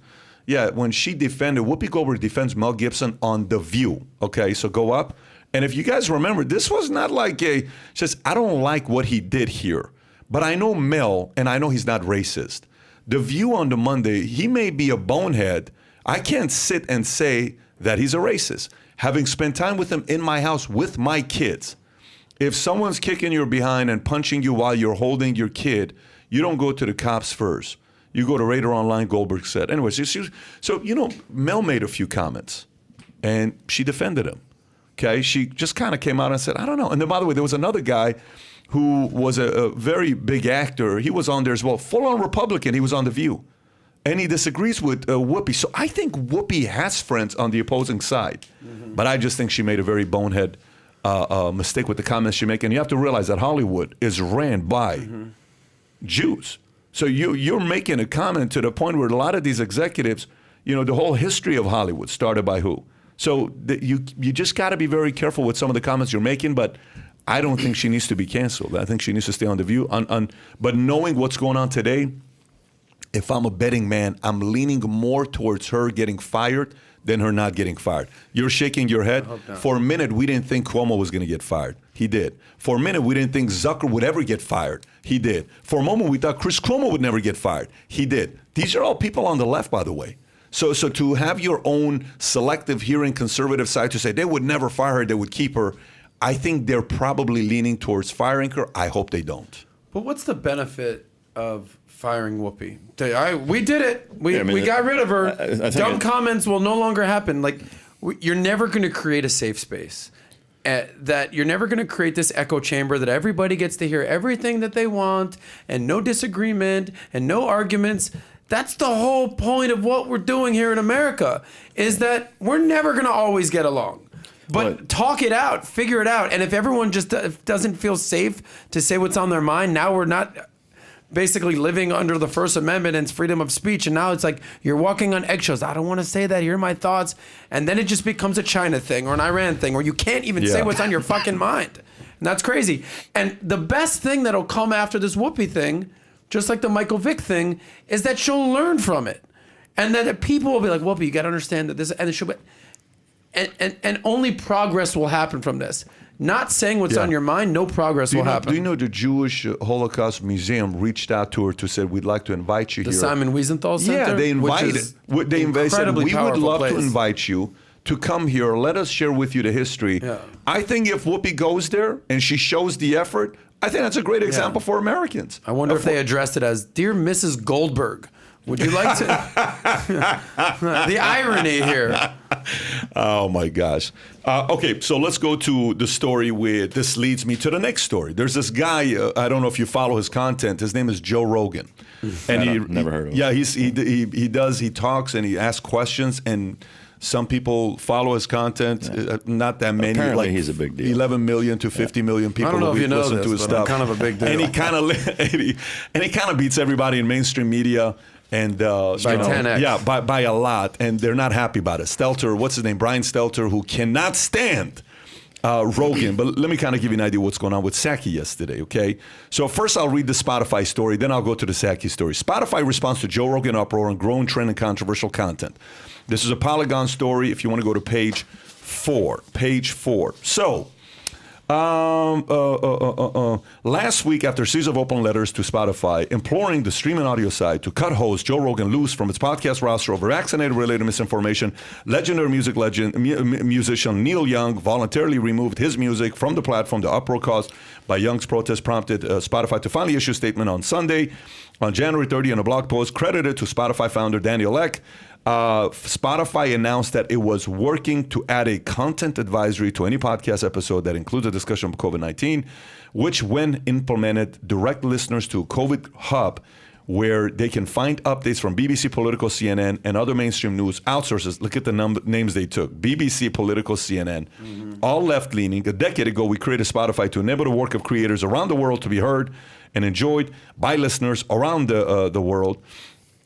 To our very core, we believe that listening is everything. Pick almost any issue, you will find most people's opinions on either side. Personally, there are plenty of individuals and views on Spotify that I disagree with strongly. We know we have a critical role to play in supporting creator expression while balancing it with the safety of our users. In that role, it is important to me that we don't take any position of being content censors, while also making sure that there are rules in place and consequences for those who violate them, okay? So now here's a kicker. Adam, this is the one that I was telling you about earlier.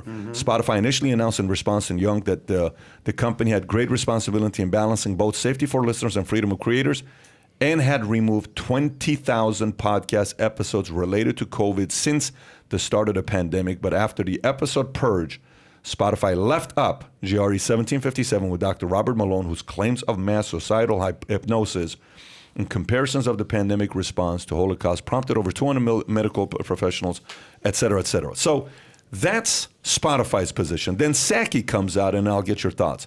Jen Psaki cheers Spotify warning on COVID podcast, says more should be done. New York Post story. White House Press Secretary Jen Psaki applauded Spotify Tuesday for adding a disclaimer to podcast episode COVID-19 before adding, there's more that can be done. The new Spotify warning will link to da-da-da-da-da. We talked about that. This disclaimer is a positive step, but we want every platform to continue doing more to call out mis and disinformation while also uplifting accurate information.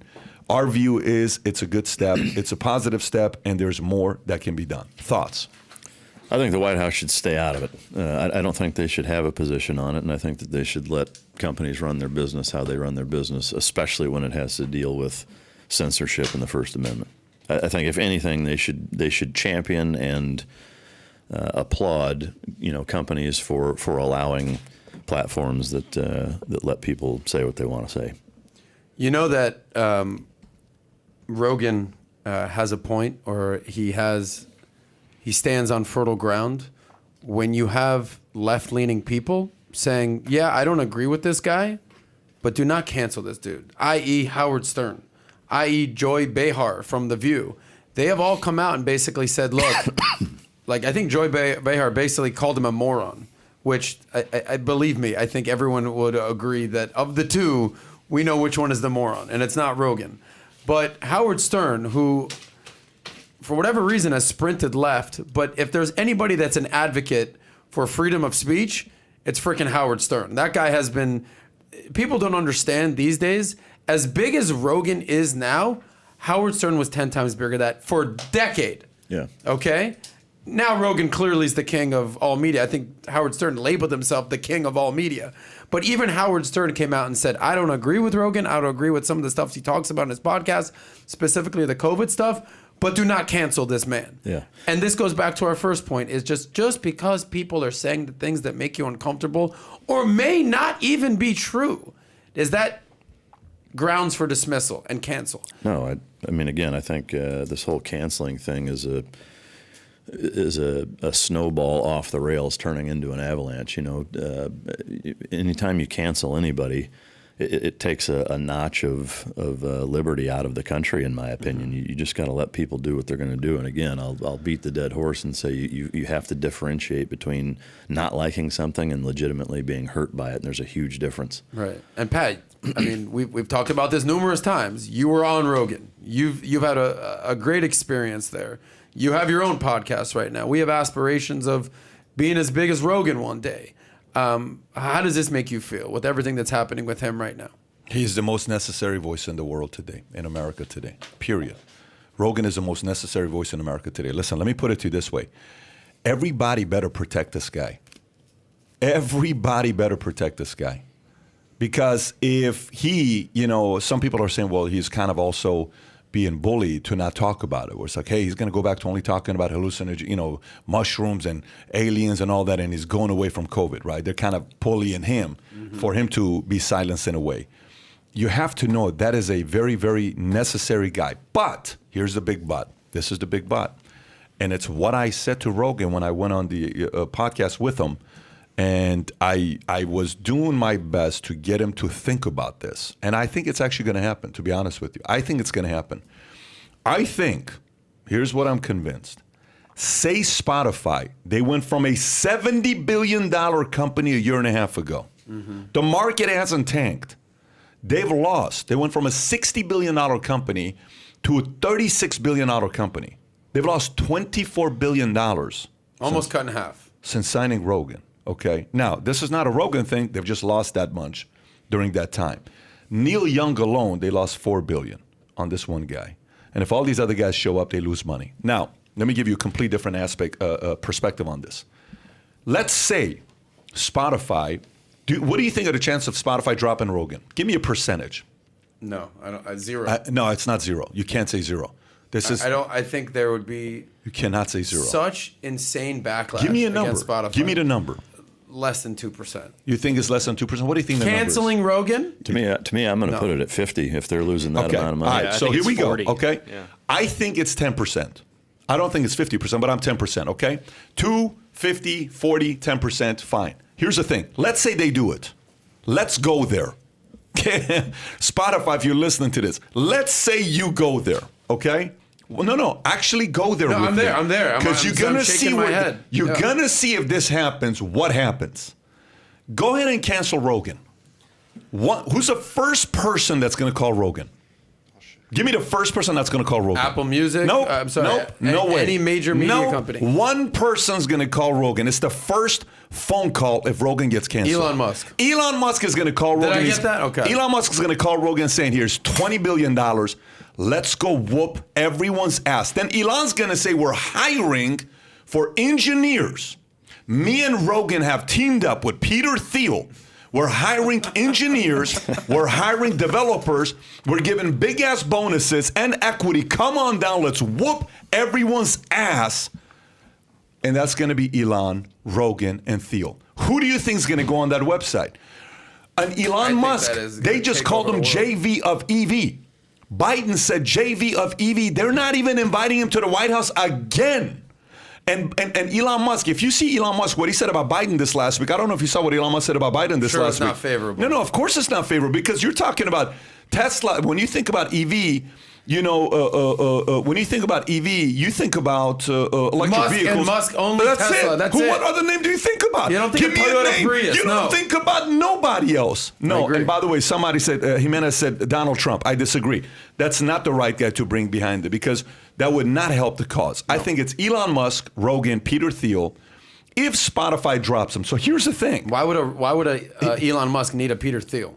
Peter Thiel, oh my gosh, you must not know who Peter Thiel is. No, I know who he is, but why would Elon need him? You don't need him, but you need him. Okay, because Peter Thiel is a true believer. And again, here's a guy that's a gay libertarian who has strong beliefs, but has everything in Silicon Valley. All roads lead to Peter Thiel. Peter Thiel is PayPal Mafia, everything. Oh, he's an underground, tough guy, brilliant guy. You don't mess with that guy. That guy's a genius. You put those three together, then guess what everybody's doing? Everyone's shivering. Everybody is shaking if those three guys back up. So to me, I do think, like right now, how old is Rogan today? Rogan's how old? I'd say he's early 50s. He's 50, 53? Okay, how old is Stern? Rogan is what? Stern has got to be late 60s. He's 54. Okay, how old is Stern? Go Stern age. I'm guessing 66. His age is what? 68. Okay, by the way, he just signed like a 10-year contract and he's 68, so he's going to go to 78. Okay, would you say Rogan's a young 54-year-old? Can we say Rogan's a young 54-year-old? Yeah. Okay, so watch this. So Rogan. And Musk is what, 50? Yes, Musk is also around the same age. So if these guys teamed up and they started recruiting people, it would be game over. So there is a side that I dare Spotify to do something. I double dare you. Elon would make it a mission of his to go out there and do this. It would be bad news for a lot of people in Silicon Valley and Spotify. It would be great news for free thinkers, for entrepreneurs, for those that just want to sit there and say, I disagree with you. Can we sit down and have a conversation, have some banter? That's what I think. So the concern about if Joe, by himself, wife's not around, girls are not around, daughters are not around, friends are not around, Joey's not around, all these other people are not around that he talks to regularly. He's by himself. You're in the car by yourself driving. You're secured. Nobody's around you. He's sitting there and is like, man, what if Spotify drops me? Okay. I would say, I dare them to drop me. it would be more from that perspective, because then right now he's got a lot of followers. Now you're going to go into, legendary hyper mode. No.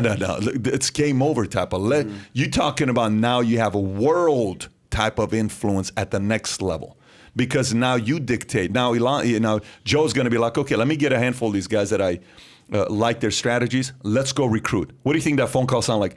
Hey, I'm Joe Rogan. I noticed you have a podcast. We'd like to have you come to XYZ company with me, Elon Musk, and Peter Thiel. Yeah, what a script. I'm on my way, bro. So yeah, I Could think. you imagine that? Yeah. By the way, I don't know why I want to see that. So do I. I want to see that. You know how that idea starts, by the way? How? It's just them two on a podcast, one big fat ass joint, Elon Musk taking a hit, Rogan encouraging him, and then boom, voila. Hey, I feel like that's happened we before. are recruiting people. If you want to be in, text us at this number. Here's a link. Go subscribe. Let's start. So, I don't know. So, to me, people have to protect Joe. And I think Elon, in a way, is a protector of ideas. I think Elon and a handful of other people who are very powerful in their own way, boom, let's go, and they're going to go on Do the you think Elon actually has those types of aspirations to putting together What are you talking a big media about? That's tech type nothing company? to him. The guy wants to go marry aliens, according to what you want to say. He does want to live on Mars, So, yes. so if he wants to go on Mars, what's harder, living on Mars or kicking everyone's ass in Silicon Valley? I'm sorry, it's living on Mars. This is nothing to him. It's chump change. I think that they could do that, or that's a possibility that's not going to influence whether or not Spotify drops them. I think they're going to look at it purely as a business move, is that if it gets to the point where enough people say, if you don't drop them, we leave, and their bottom line gets to a certain number, then they'll get rid of them just based on that, kind of irrespective of what they think might happen. But is their number hemorrhaging because of Rogan? That can't be the reason. No, I mean, I'm sure it's impossible to quantify. I have no doubt that there's a lot of factors to it, but to me, again, like at some point, if they just continue to lose, and I mean, I'm still sitting here a little bit reeling from the fact that Neil Young cost him $4 billion by leaving. How the fuck is that even possible? Spotify lost $4 billion from him leaving. Type it in. Put Neil Young, $4 billion Spotify. To me, that's surprising, I guess. But I'd be shocked if people under 30 Spotify. even knew who Neil Young was. I mean, and that's the thing, right? It's Spotify. Like, if you look at a lot of older musicians, like, they have very small followings on there, most of them. Look at that, right there. Spotify loses $4 billion in market value after Neil Young controversy. That's crazy. Yeah, so you think it's not an impact. It's an impact. So I guarantee the board... There's no way they're not looking at that. The board has got so much pressure. Listen, I'm telling you right now, Joe, Elon, Peter, I'm telling you, 2 to 3 have plenty of experience running companies going up against bigger enemies. I mean, Tesla went up against... Who's a bigger mafia than Ford, GM, Chrysler, Toyota? Tell me who's a bigger mafia. Who is a bigger mafia? You go take their lunch? Yeah. Are you kidding me? This guy took their lunch. Yeah. This is no joke. This is not an easy industry to take their lunch. You're talking about that guy. He didn't say, let me create a new website called Facebook and let's go create something new. He said, what does everybody use? A car. Let me go make cars. What? And beat everybody. That's hard. This is not hard. That's hard. So yeah, so if this keeps happening, stuff like this, let me make your job easier for you, Spotify. I resign, okay? You pay me $100 million, no problem. Elon's willing to pay me $1 billion. Elon will sign a $1 billion 20-year contract with Joe Rogan. That's what he would do in a heartbeat. Hey, Joe, $50 million a year for 20 years. Do the podcast on my show. That's what Elon would do, okay? And $50 million a year to Elon Musk is what? It's like you going to Starbucks, okay? He ain't even going to feel it, okay? He's going to say, Joe, don't worry about it. Drop Spotify. Send a letter of resignation. It's become too much of a frustration. Let's go whoop some ass together. Everybody would be shitting bricks. Everybody would be calling their mommy saying, Mommy, you will not believe Joe. Oh my gosh, what do we do? Everybody would be in tears saying, this is the one guy crazy enough that can pull it off. That is the one guy. Because when you push true believers who are the best at what they do, who are number one, not complainers that quit and then they say, I'm Joe. You ain't Joe, bro. You're like when somebody leaves a company and I'm going to be the next Joe. No. There's only one Joe in the world. There's only one Elon Musk in the world. If that happens, game over. Yeah. Oh my God. You know what that's like? Frazier against Ali, forget about it. Trump, Hillary, forget about it. I mean, who do you want to put in there? Big Magic against Jordan, 1990, 1991, forget about it. You know, Jordan against Pistons, forget about it. This is going to be the underdogs against the bullies. Let's go bully the hell out of the bullies. These are the guys that are the ragtag people that are showing up. Let's go. It would be freaking entertainment at the highest level. Now, maybe I'm just dreaming. Pat, you went somewhere with that, by the way. You're on fire right now. Oh, but I tell you. And I don't want you to stop. But I'm telling you right now, I fully tell you right now, the biggest insurance policy is being a worker, is being fair, is being a chill guy that people like. It's being humble, yet competitive, and deliver on the product, willing to constantly improve. You attract the right people in your life. This morning I did a video about talking about the biggest currency to invest into more than Bitcoin, more than Ethereum, more than any stock, more than gold, more than anything. There's nothing more valuable than Bitcoin. Everybody wants to get some more Bitcoin in their wallet or whatever it is. Yeah, there is no currency more valuable than your attitude. There is no currency more valuable than your attitude. No currency more valuable than your attitude. Your attitude is why you're here. You and I met at an insurance event for 8 years. We didn't do nothing. Every year I saw your attitude. I'm like, what? I can't wait to meet that guy. What's the guy? I don't know his name, but I like meeting this guy. I'm like, Adam, what's up? And then, hey, this is Adam. Hey, let me tell Adam, you got to do content. Your attitude is the most expensive currency. You have money. That's fine. You have crypto. That's fine. Your attitude is worth 20 times more than all the money you got in the world. Look at Joe's attitude. It's freaking attractive. Look at Elon's attitude. It's attractive. And some people don't like attractive attitude. That attitude is worth billions. Forget the $100 million contract. You can't teach Joe's attitude. That attitude is very, very attractive. And the attitude, you know what's the best thing about a great attitude? You know what's the great thing about a big attitude? What business are you and I in? What industry are we in? We're in insurance, financial services. There is not a bigger insurance policy than a great attitude. Because you're protected for the rest of your life. Because your attitude, who can take your attitude away from you? It's yours. Every organization, every company, every city, every state, every country wants people with better attitudes. It goes back to your voting system in your book that you talk about. We're the 500 people, and the people that have done most for that, it's what? It's a form of an attitude. You want to contribute to your society, to the society you live in. So yeah, I mean, they're not going to nominate people with shitty attitudes. No, they're not. You know, so. They're just not going to do it. And by the way, we're not going to bring somebody back on our podcast with a shitty attitude 3 times. Your attitude is freaking awesome. You know, it goes to you. You know, your attitude is sick. Every time you come here, it's attractive. There's something. Here's a Navy SEAL that if you wanted to could go out there and do a lot of harm to people. Just a chill guy you're talking to, laughing, chopping it up, different kind of conversation. So I don't know, more and more I'm getting excited about this. More and more I kind of want to see this happen. As you went there, you literally... So is it still 10% or are you bumping it up? No, I'm 10% that Spotify will drop them. But I tell you, the biggest badass move would be... So you're 10% on Spotify dropping Rogan, but where are you at on Rogan saying, like you said, I don't need Rogan this. Sees this I'm video, done. I'm gonna send a message to him. I'm gonna say, Joe, I rarely send. Just watch this and just please consider it. Joe, just please consider it. Okay, just please consider it. I'm telling you, and Elon, you're watching this. Sign $1 billion contract with Joe for 20 years.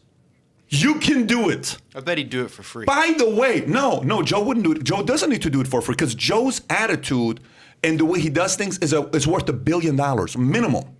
If I was running a media company, Joe's $1 billion 20-year contract. Joe's a minimum. I'm not even telling you high alone. That's a minimum. Joe's a $50 million year guy for 20 years. And by the way, this isn't like I'm trying to get on Rogan. This isn't like how some people are like, oh, people say good things about Joe because they want to get on Rogan. I was on the Rogan show. We had a great time. You've already been on Rogan. Yeah, no, I'm saying this because I'm telling you, Joe's $1 billion net worth attitude. And Elon needs to come out and say, I'm signing a 20 or $1 billion contract with Joe for Joe to do his podcast on the network that I'm creating. I think that's what needs to happen. And that is the biggest power move. Oh my, people would be, by the way, check this out. Watch this now. This Friday, I'm having a meeting with a very powerful CEO of a major social media company that you all know about. He's coming here. We're going to have dinner together. Today's Wednesday. What is today? Today's Thursday. Today's tomorrow night. Yeah.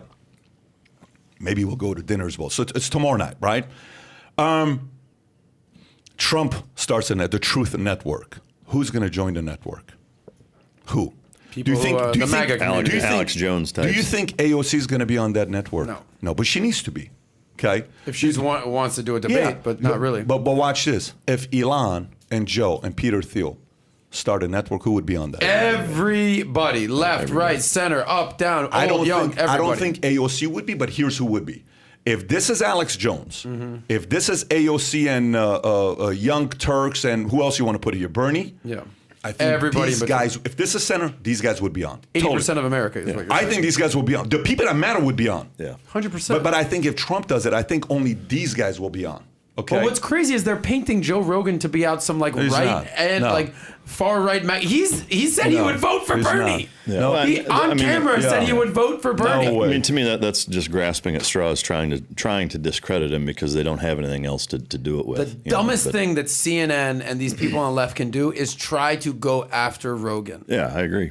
You know, Sanjay Gupta, to his respect, went on Rogan and answered some tough He got questions. filleted, but But respect to him for going yeah, on. for sure, agreed. I mean, that's how it needs to happen. And again, that's why, my take on Psaki and the White House having a position on it, I think, is a mistake. It just makes them look bad. I mean, historically, look at any government that tried to censor its citizens has always been the fucking bad guy. Always. Yeah. Like that's never a good thing, ever. So for them to do that, I think is a huge misstep, and I don't get it. I mean, that the same PR guy or whoever is trying to advise the president on actions to take to pull his head out of his ass, image-wise, needs to do the same thing with their mouthpiece. Remember, there was a very famous clip. This was during the George W. Bush years when I believe the press secretary was Ari Fleischer, and he was talking about Bill Maher. And he goes, Bill Maher needs to be very careful what he's saying these days. Nobody appreciates, the thing. Now Bill Maher, other than Rogan, might be one of the more necessary voices in America. And where's Ari Fleischer these days? Yeah. To your point, Mike Ritland, when the government goes after people to silence them, never a good look. Can I throw one other thing in there? Yeah. Well, sure. Yes, sir. So who just resigned? Zucker. CNN. Jeff Zucker just resigned, which let me first say is CNN Worldwide President Jeff Zucker, the influential news executive who reshaped the iconic network. CNN wrote this article about, so I'm reading a CNN. So the way they wrote it is, who reshaped the iconic network abruptly announced Wednesday morning that he has resigned from his position effective immediately. As part of the investigation into Chris Cuomo's tenure at CNN, I was asked about a consensual relationship with my closest colleague, someone I had worked with for more than 20 years. I acknowledge the relationship evolved in recent years. I was required to disclose it when it began, but I didn't. I was wrong. As a result, I am resigning today. That's not lie. Yeah, Zucker did not name his colleague in the memo, but the relationship is with Alison Gollust, the chief marketing officer for CNN. She is still staying with CNN. So watch this.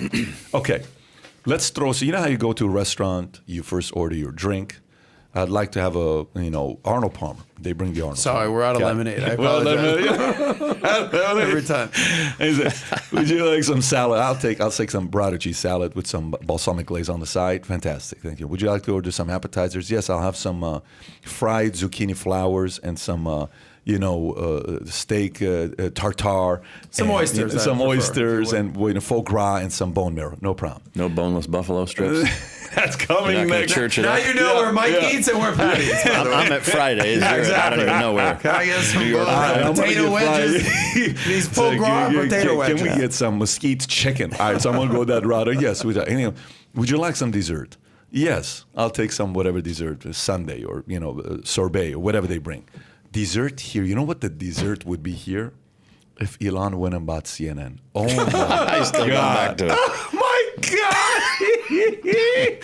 If Elon says, I'm going to buy CNN, that would be amazing if something like that were to happen. If you were to say, I'm going to cut a check and buy CNN, people would lose it, okay? And by the way, if they bought CNN overnight, you would see all the airports, they would no longer show CNN. It would be MSNBC. Yeah. For sure. Why do you think the airport? They're not going to let Elon have control to show. That would scare the crap out of him. That scared the crap out of him if he did something like that. Do the airports have some sort of arrangement with CNN? Is that their? The airports show CNN. That's right. I mean, is that just the airports I fly in? Majority of airports show CNN. Why? If you go to Texas, they'll have CNN and Fox. What's the story behind that? In Florida, they show Nickelodeon, is what they show. But in New York, I don't even want to tell you what New York shows you. New York shows you a whole different perspective. But yeah, it's mainly a lot of CNN. What are your thoughts on what happened here with Zucker? What was the real story here? Oh, I think Cuomo got him fired. Specifically Cuomo. I absolutely believe Cuomo got him fired. Why? Why? Because Zucker threw Cuomo under the bus. You don't remember when it first came out? And it's like, Zucker, yeah, we have to let Cuomo go. And then Cuomo's like, wait a minute. No. You ain't going to make me look like an idiot. My father's Mario Cuomo. We don't let the bully us. No, here's what we're going to be doing. This is exactly what you did as well. And then Zucker got fired. So Zucker got fired by the person he fired, Chris Cuomo. Well, can I read a quote? Yeah. As part of the investigation into Chris Cuomo's tenure here at CNN, I was asked about a consensual relationship with my closest colleague, someone I have worked with for more than 20 years. Zucker told employees in a memo, I acknowledge the relationship evolved in recent years. I was required to disclose it when it began, but I didn't. I was wrong. As a result, I'm resigning today. Zucker did not name his colleague in the memo, but the relationship with Allison Golast, the chief marketing officer for CNN, is remaining at CNN. So what's it's just apparently inappropriate work relationships, or not even inappropriate, not disclosing it. I mean, there's no way that took place for 20 years and everybody didn't know about it. Everybody had to know that he was banging Allison. Yeah, to me, there's just got to be more to it. I mean, how about the fact that they've lost 90% of their viewers? How does that not play some role in this? Has to be. Well, look. But by the way, just think about it. Think about it. What network did Trump call fake news? CNN. So did you see Trump's comment about CNN? Did you see Trump's comment about Zucker? Did you read it or no? Yeah. Why don't you pull out what Trump said about Zucker getting fired? And he wrote out a memo. While you're pulling it up, I have it here, so I'll just read it. Jeff Zucker, a world-class sleazeback who has headed ratings and real news challenge CNN for far too long, has been terminated for numerous reasons, but predominantly because CNN has lost its way with viewers and everybody else. Now it's a chance to put fake news in the backseat because there may not be anything more important than straightening out the horrendous lamestream media in our country, and in this case of CNN, throughout the world. Jeff Zucker is gone. Congratulations to all. Okay, that's your guy saying that. But you were at his place yesterday, right? I was at Trump. I brought you some gifts, and if Kai's listening, I would love him to bring in the gifts that I brought for Pat. But by the way, I don't know if this is a left or right thing, because this is just a power thing. There's two things going on here. CNN's ratings are in the tank. I'm sure you want to transition to maybe the Tucker story, which is applicable here. But this is a powerful thing. This happened to Roger Ailes. This happened to Bill O'Reilly. This happened to Charlie Rose. This happened to Matt Lauer. This happened to Chris Cuomo. Whether it's Harvey Weinstein even, this is a power move. If you're the head of a network or the face of a network, you've got the power, you've got the money. Everything that happened with Roger Ailes is applicable here to Jeff Zucker. And when you're the guy in charge and you see a pretty little marketing lady over there, you're going to step into my office, do a little twirl. Let's see the outcome. Is that how it goes? Allegedly. I don't know. So yeah, I mean, to me, I'm sure that there's more to the story. I think to your point with it being Cuomo, there's probably going to be more to come out of it too. Like he's obviously pissed and taking the ship with him, or at least trying. I would bet that you'll see more backlash and maybe even more people either quitting or getting fired. You fire your best guy, and then you trash him? No, man, you can't do that. Well, do you remember when we talked about CNN thinking about, or they're bringing in Chris Wallace? Yeah. It's because they're getting bought out by this guy, John Malone. And he can't stand CNN. He's a serious person with serious goals and he said, quote, he wants to bring it back to actual journalism. Can you show this picture, by the way, what Tyler's talking about? Discovery board member John Malone lauds Fox News before saying he wants CNN to evolve back to actual journalism. And I don't want to say I called this a couple months ago, but yeah, Ooh, it's because of this new owner. He wants actual journalism. He understands that CNN is a joke. And as you guys say, it's ratings. Now, why they're going with... But ratings suck, so their strategy is not working. That's why he wants to switch it. And he's kicking out Jeff Zucker. Why they went with that for the excuse is Tyler, a little interesting. You mean to tell me Cuomo didn't fire Zucker? Because I mean, this article. You're saying the backlash from Cuomo. Oh, here's what happened with Cuomo. Cuomo probably made a phone call and he said, "Listen." here's what you guys want to do to me. You want to ruin my reputation and hurt my family? Just know that's not the right move. And I don't appreciate that. And then boom, it led to a conversation together with them. And obviously the rest is history. I mean, because that article was from mid-November. This is 2 hours ago from Insider. CNN insiders suspect Chris Cuomo flagged Jeff Zucker's workplace relationship as revenge. There you go. And I don't even, this is when? This is when we just went live on the podcast. This is 2 hours ago. Yeah. So. Get out of here. No, inside. Oh, here's Kai with the gifts that I brought you. So how was it spending time with Trump? How was it for you? He's a huge fan of the podcast. Okay, good. Huge fan. What he basically said was like, listen, it's possible for us to disagree without being disagreeable. I said, thanks, Don. I really appreciate that. I missed my invitation to Mar-a-Lago, but I appreciate all the goodie bags and gifts that you gave me, and this is what I wanted to give to you. Thank you. Wow. So, by the way, here we go. I feel there's something going on. This is a Trump Hotels bag right here. Here we go. Bag. Laundry bag. Now, obviously, save that money. I didn't spend money on this. I took it from my hotel room, but I noticed something. He's gonna come find you. And I wanted to get your take on this. So here are a lot of goodies from the Trump hotel room. Now, what I wanted to get your opinion on was this. Now, these are just a ton. These are shampoo. These are conditioners.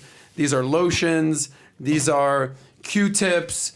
These are hand lotions. This is everything. And ironically, I wanted to bring you this anyway. This was not the point of this. I was like, all right, let me get some Trump stuff. But here's what I was like, holy shit, I need to get Pat's opinion on. Look on the bottom Made in China. of every single one of these things. It says made in China. Every single one of these things, read that right there. What's it say on the top right there? Made in China. I'm thinking, how is this possible? I'm at Trump property, Doral, Miami, his amazing golf course, and I'm showering, I'm getting ready, I'm stealing gifts to give to Pat, and they all say made in China. How is that possible? Shampoo. How is that possible? Yeah. For everything he's done against China, and respect for him for calling them out, this is not a good look. I'm surprised it's not more popular, or like that more people don't know about it. Are you surprised? Are you upset? I'm a little surprised. I'm a little heartbroken. All the above. Okay, I got you. I was genuinely looking at this stuff. I was genuinely looking at this and expecting Donald J. Trump to have made in America conditioners, shampoos, all that kind of good stuff. Well, let me ask you, is he still operating this place? Does he still own this place? Is this still his, operated by him? Yes. I don't think it's a good look. I think he needs to contact a CMO that's running this and saying, why are we having stuff that we're producing that's made in China? I don't think it's a good look, to be honest with you. I agree. Yeah. And I'm actually this is obviously some little bit of a little joke, whatever, but I would want and expect someone like Donald Trump to only have made in America property. Made in America material. You sure it's not made in Chinatown? Let me just see if that's made in Chinatown. Made in Chinatown, LA. San Francisco. Yeah, that's what it is. Made in Chinatown. Anyway, but you do travel a lot. And I want you to look good. You do spend $72 on a haircut. So I want you to have the best of the best of the best. Only the best products for you. You're so amazing. You're always looking out for me. I genuinely was. And hey, final thoughts about Brady. Final thoughts about Brady. Oh, okay, man. Brady retired. Okay, were you surprised when he retired? Not really. Yeah. But to me, I think it's good that he did when he did. I hate to see when guys even switching teams. I mean, obviously he won another one, but when they just kind of fade off because they suck, I think that's a shitty way to go for a guy like that. Same with Joe Montana or Favre or whatever. It's like when you see guys who are that good for that long, and he's, I think, the epitome of that. I think it's better that he left when he was kind of still on top. Yeah. Charlemagne the God called him the greatest athlete of all time. Charlemagne the God called him the great, meaning better than Michael. Yeah, okay. I wouldn't call him the greatest athlete of all time. He's definitely the greatest winner of all vertical time. Leap. I would say he's the most successful football player. The greatest football player of all time. But here's what makes me a little upset here. Imagine if Michael Jordan retired, which he did briefly, and then he did it again, and then he came back to the Washington Wizards. Let's just say he won a championship with the Wizards. Let's just say Michael Jordan, after everything he did with the Bulls. And then he retired, and all he did was thank the Wizards and the great organization they had. He was there for 2 years. He was there to the other team, the Patriots, for 20 years. And all he did was thank the Wizards. You'd be saying, dude, what are you talking about? You were a Chicago Bull through and through, legend. And that's the way I look at Tom Brady. Dude, congratulations. You you're the man. You took Tampa Bay, that was nothing franchise for decades, and then you took him to Super. Awesome. But let's not forget, you're a Patriot. So obviously he's a little salty from his exit, whether that's Bob Kraft, whether that's a Belichick thing. He's a little salty about that. But I do think that Bill Belichick had a very classy tweet or memo that he put out about Brady. I have a perspective on this. Here's what my perspective is. So let me ask you a question. So imagine you're Brady, okay? Mm-hmm. And you are making your mind whether you're going to retire or not. You talk to your wife, you talk to your kids, and you say, you know what? I wake up in the morning, I'm retiring, okay? Tell me the first 5 phone calls you make before you're going to go public. Give me the first 5 phone calls you make. Other than your family, you're saying? No, you're not even family. You can't tell everybody. It's wife and to me, it's immediate. Give me the 5 phone calls. I know where you're going with this. It needs to be the organization you're retiring from first. Okay, so perfect. So can we say he probably is going to talk to Bruce Arians, Bruce right? Arians, yeah. And then after the Bruce, coach, you're who saying. else? Yeah, Malcolm Gladwell, isn't that the owner? Not Malcolm Gladwell. Malcolm Gladwell's an author. He doesn't have that kind of money. The Gladwell family, I believe they own the Malcolm Gladwell. So you got the coach. Who else is going to call? Do you think he's going to call anybody from the Patriots organization? No, he's not going to alert them at all. So you don't think he calls anybody? You don't think he has a good relationship with Krause, where he calls him and say, "Hey Jerry, listen, I was with you for 20 years." Not Jerry Krause. You're talking about. I'm not Jerry Krause. I'm talking Robert Kraft. You don't think he's going to call Robert Kraft and say, "Hey, here's where I'm at." You don't think he's going to make a phone call like that? He's definitely not going to call Bill. We know he's not going to call Bill. He's not going to call. Well, isn't it Bob Kraft that decided not to re-sign him 2 years ago in 2019? I don't know who it was, but is that Belichick? Is the GM? I think he called a few people. Okay. And I'm thinking one of the people he called is from New England Patriots. Somebody leaked the information to the news. Everybody he called and he says, "Tell me you didn't say it." He believed 4 people. The one person that did say it, he was so annoyed that he says, "I'm going to snub you for my recognition. Screw you guys." I think people like that are so sensitive to respecting them sharing private information with you that if you cross it, they cross you. I think it was that simple. I don't think it was as... I don't disagree with you. Yeah, I don't Something think happened, whether it was... Because he didn't like the fact that people leaked it. He wanted to be the one to do it. It wasn't official for like 72 hours. But I guarantee you it was official. I guarantee you it was official for 96 hours. Didn't he put something on social media about it before his team knew? He said in the interview... No, he never did. He never did. He said in the interview, "I'm going to talk about it and see what I'm going to be doing, and I'll get back to you guys after he lost." But put up Belichick's deal. Is Belichick's deal here for me to read, or is it up there? Is it on page? He did in his Instagram post. He thanked the obviously Tampa Bay, everything we just said. He had one reference to the Patriots. Did you see it? He had one reference to the Patriots. What was that? He had a picture of him beating the Patriots. Yeah. Beating the Patriots as a Tampa Bay Buck this year. So there was a subtle sleight of hand right there. Go down. I want to read. Here's what Belichick said. Can you make it a little bigger so I can see it? I am privileged to have drafted. That's a statement, meaning I picked you. I am privileged to have drafted and coached Tom Brady, the ultimate competitor and winner. Tom's humble beginning in professional football ultimately ended with him becoming the best player in NFL history. Tom consistently performed at the highest level against competition that always made him to number 1 player to stop. His pursuit of excellence was inspirational. Tom was professional on and off the field and carried himself with class, integrity, and kindness. I thank Tom. What a powerful word. I thank Tom for his relentless pursuit of excellence and positive impact on me. That's a pretty humble statement right there. I thank Tom for his relentless pursuit of excellence and positive impact on me and the New England Patriots for 20 years. Good for you. How do you process that, though? Because you sounded a little sarcastic about which one? About Belichick. No. When I said I drafted, meaning don't forget I risked everything on you because I believed in you 199. 198 people did not. I picked you. I believed in you. Never forget that when you were nobody, and I chose... When Drew Bledsoe, when you got a hit and your knee was gone and you were dropped and we benched you second half, Drew Bledsoe came and won that game and took us to the Super Bowl, and I had 2 weeks to decide, and everybody from Willie McGinnis, everybody said, Belichick's going to choose Drew Bledsoe as a starting quarterback after having signed a $100 million contract, I made the announcement publicly and I said, Tom Brady will start the Super Bowl. And Bledsoe in an interview was devastated. And he says every player quarterback looks for this position to be in to go into the Super Bowl. But it is what it is. And you can see the interview with Bledsoe, how tough it was for him. Belichick chose Brady. Now imagine if he doesn't. You just can't, you have to know that there is some value there, man. That's the only thing I'm saying. Belichick is trying to say, listen, I took a chance on you, okay? And listen, without your drive, there's no way we win 6. But still, somebody had to pick you, even though nobody believed in you at that time, and I picked you as a starter.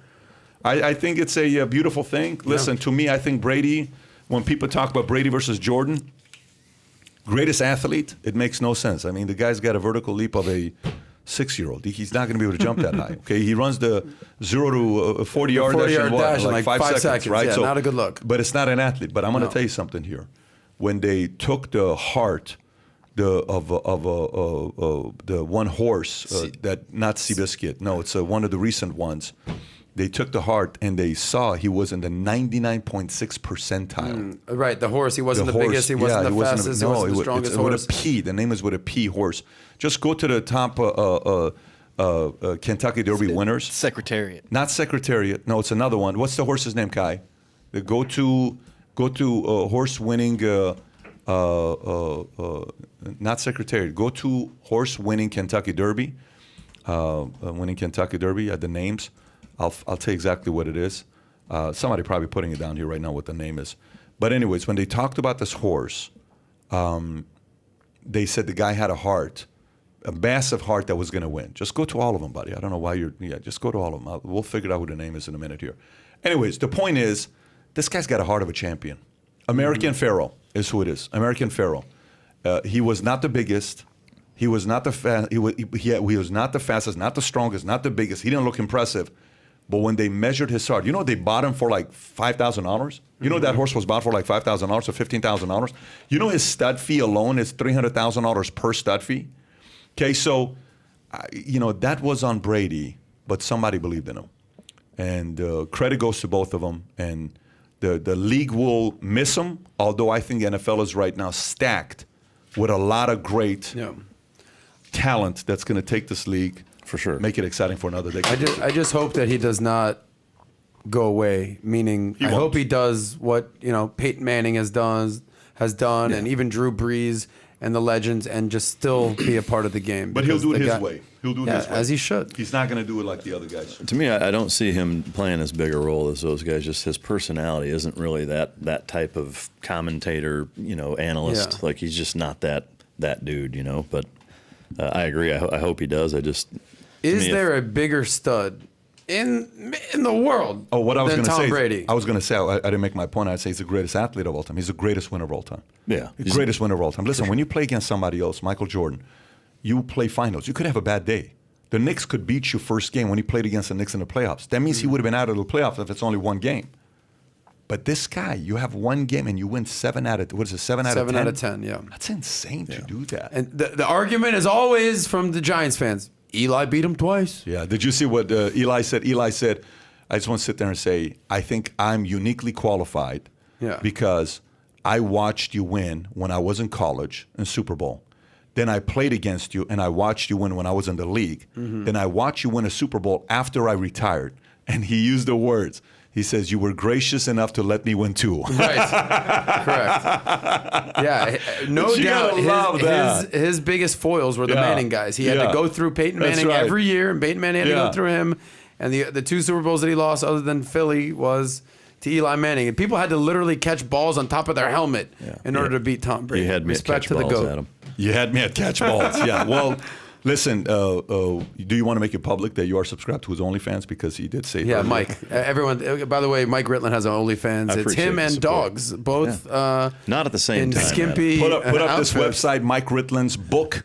If you want to tell everybody the book, Adam, again, How to Fuck America. Is that what it is? It is how to unfuck America. Yeah, it's an illustrated manual. Can you put up the picture of it? Can you put up the picture of it on Amazon and put the link below for people to be able to go buy it? If there's anything we could say about the legendary Mike Ritland over here is that we always have a respectful, open-minded conversation, and we are doing our part to unfuck America. Three times on the podcast, man. Mike, you the man, baby. Thank you. Good to have you back Thank on. you, Mike. Take care, buddy. Yes. Bye-bye. By the way, tomorrow, what are we doing tomorrow? Tomorrow we're doing Jordan Peterson. Is going to be in the house for a few hours. And I think it's going to be on the other channel for 3 hours, but it's going to be on the other channel instead of this channel. Or is it on PBD Podcast? I still don't know which one it is. I think we're doing PBD Podcast, and it's at 12 o'clock. It's at 12 o'clock tomorrow. All right. It's 12 o'clock tomorrow. On whatever the time is on YouTube, that's what the time will be. We'll see you guys tomorrow. If you got questions you want to ask Joe Rogan, send me, not Joe Rogan, Jordan Peterson, send me a tweet. Yeah. Maybe we'll address it tomorrow. Take care, everybody. Bye-bye. Bye.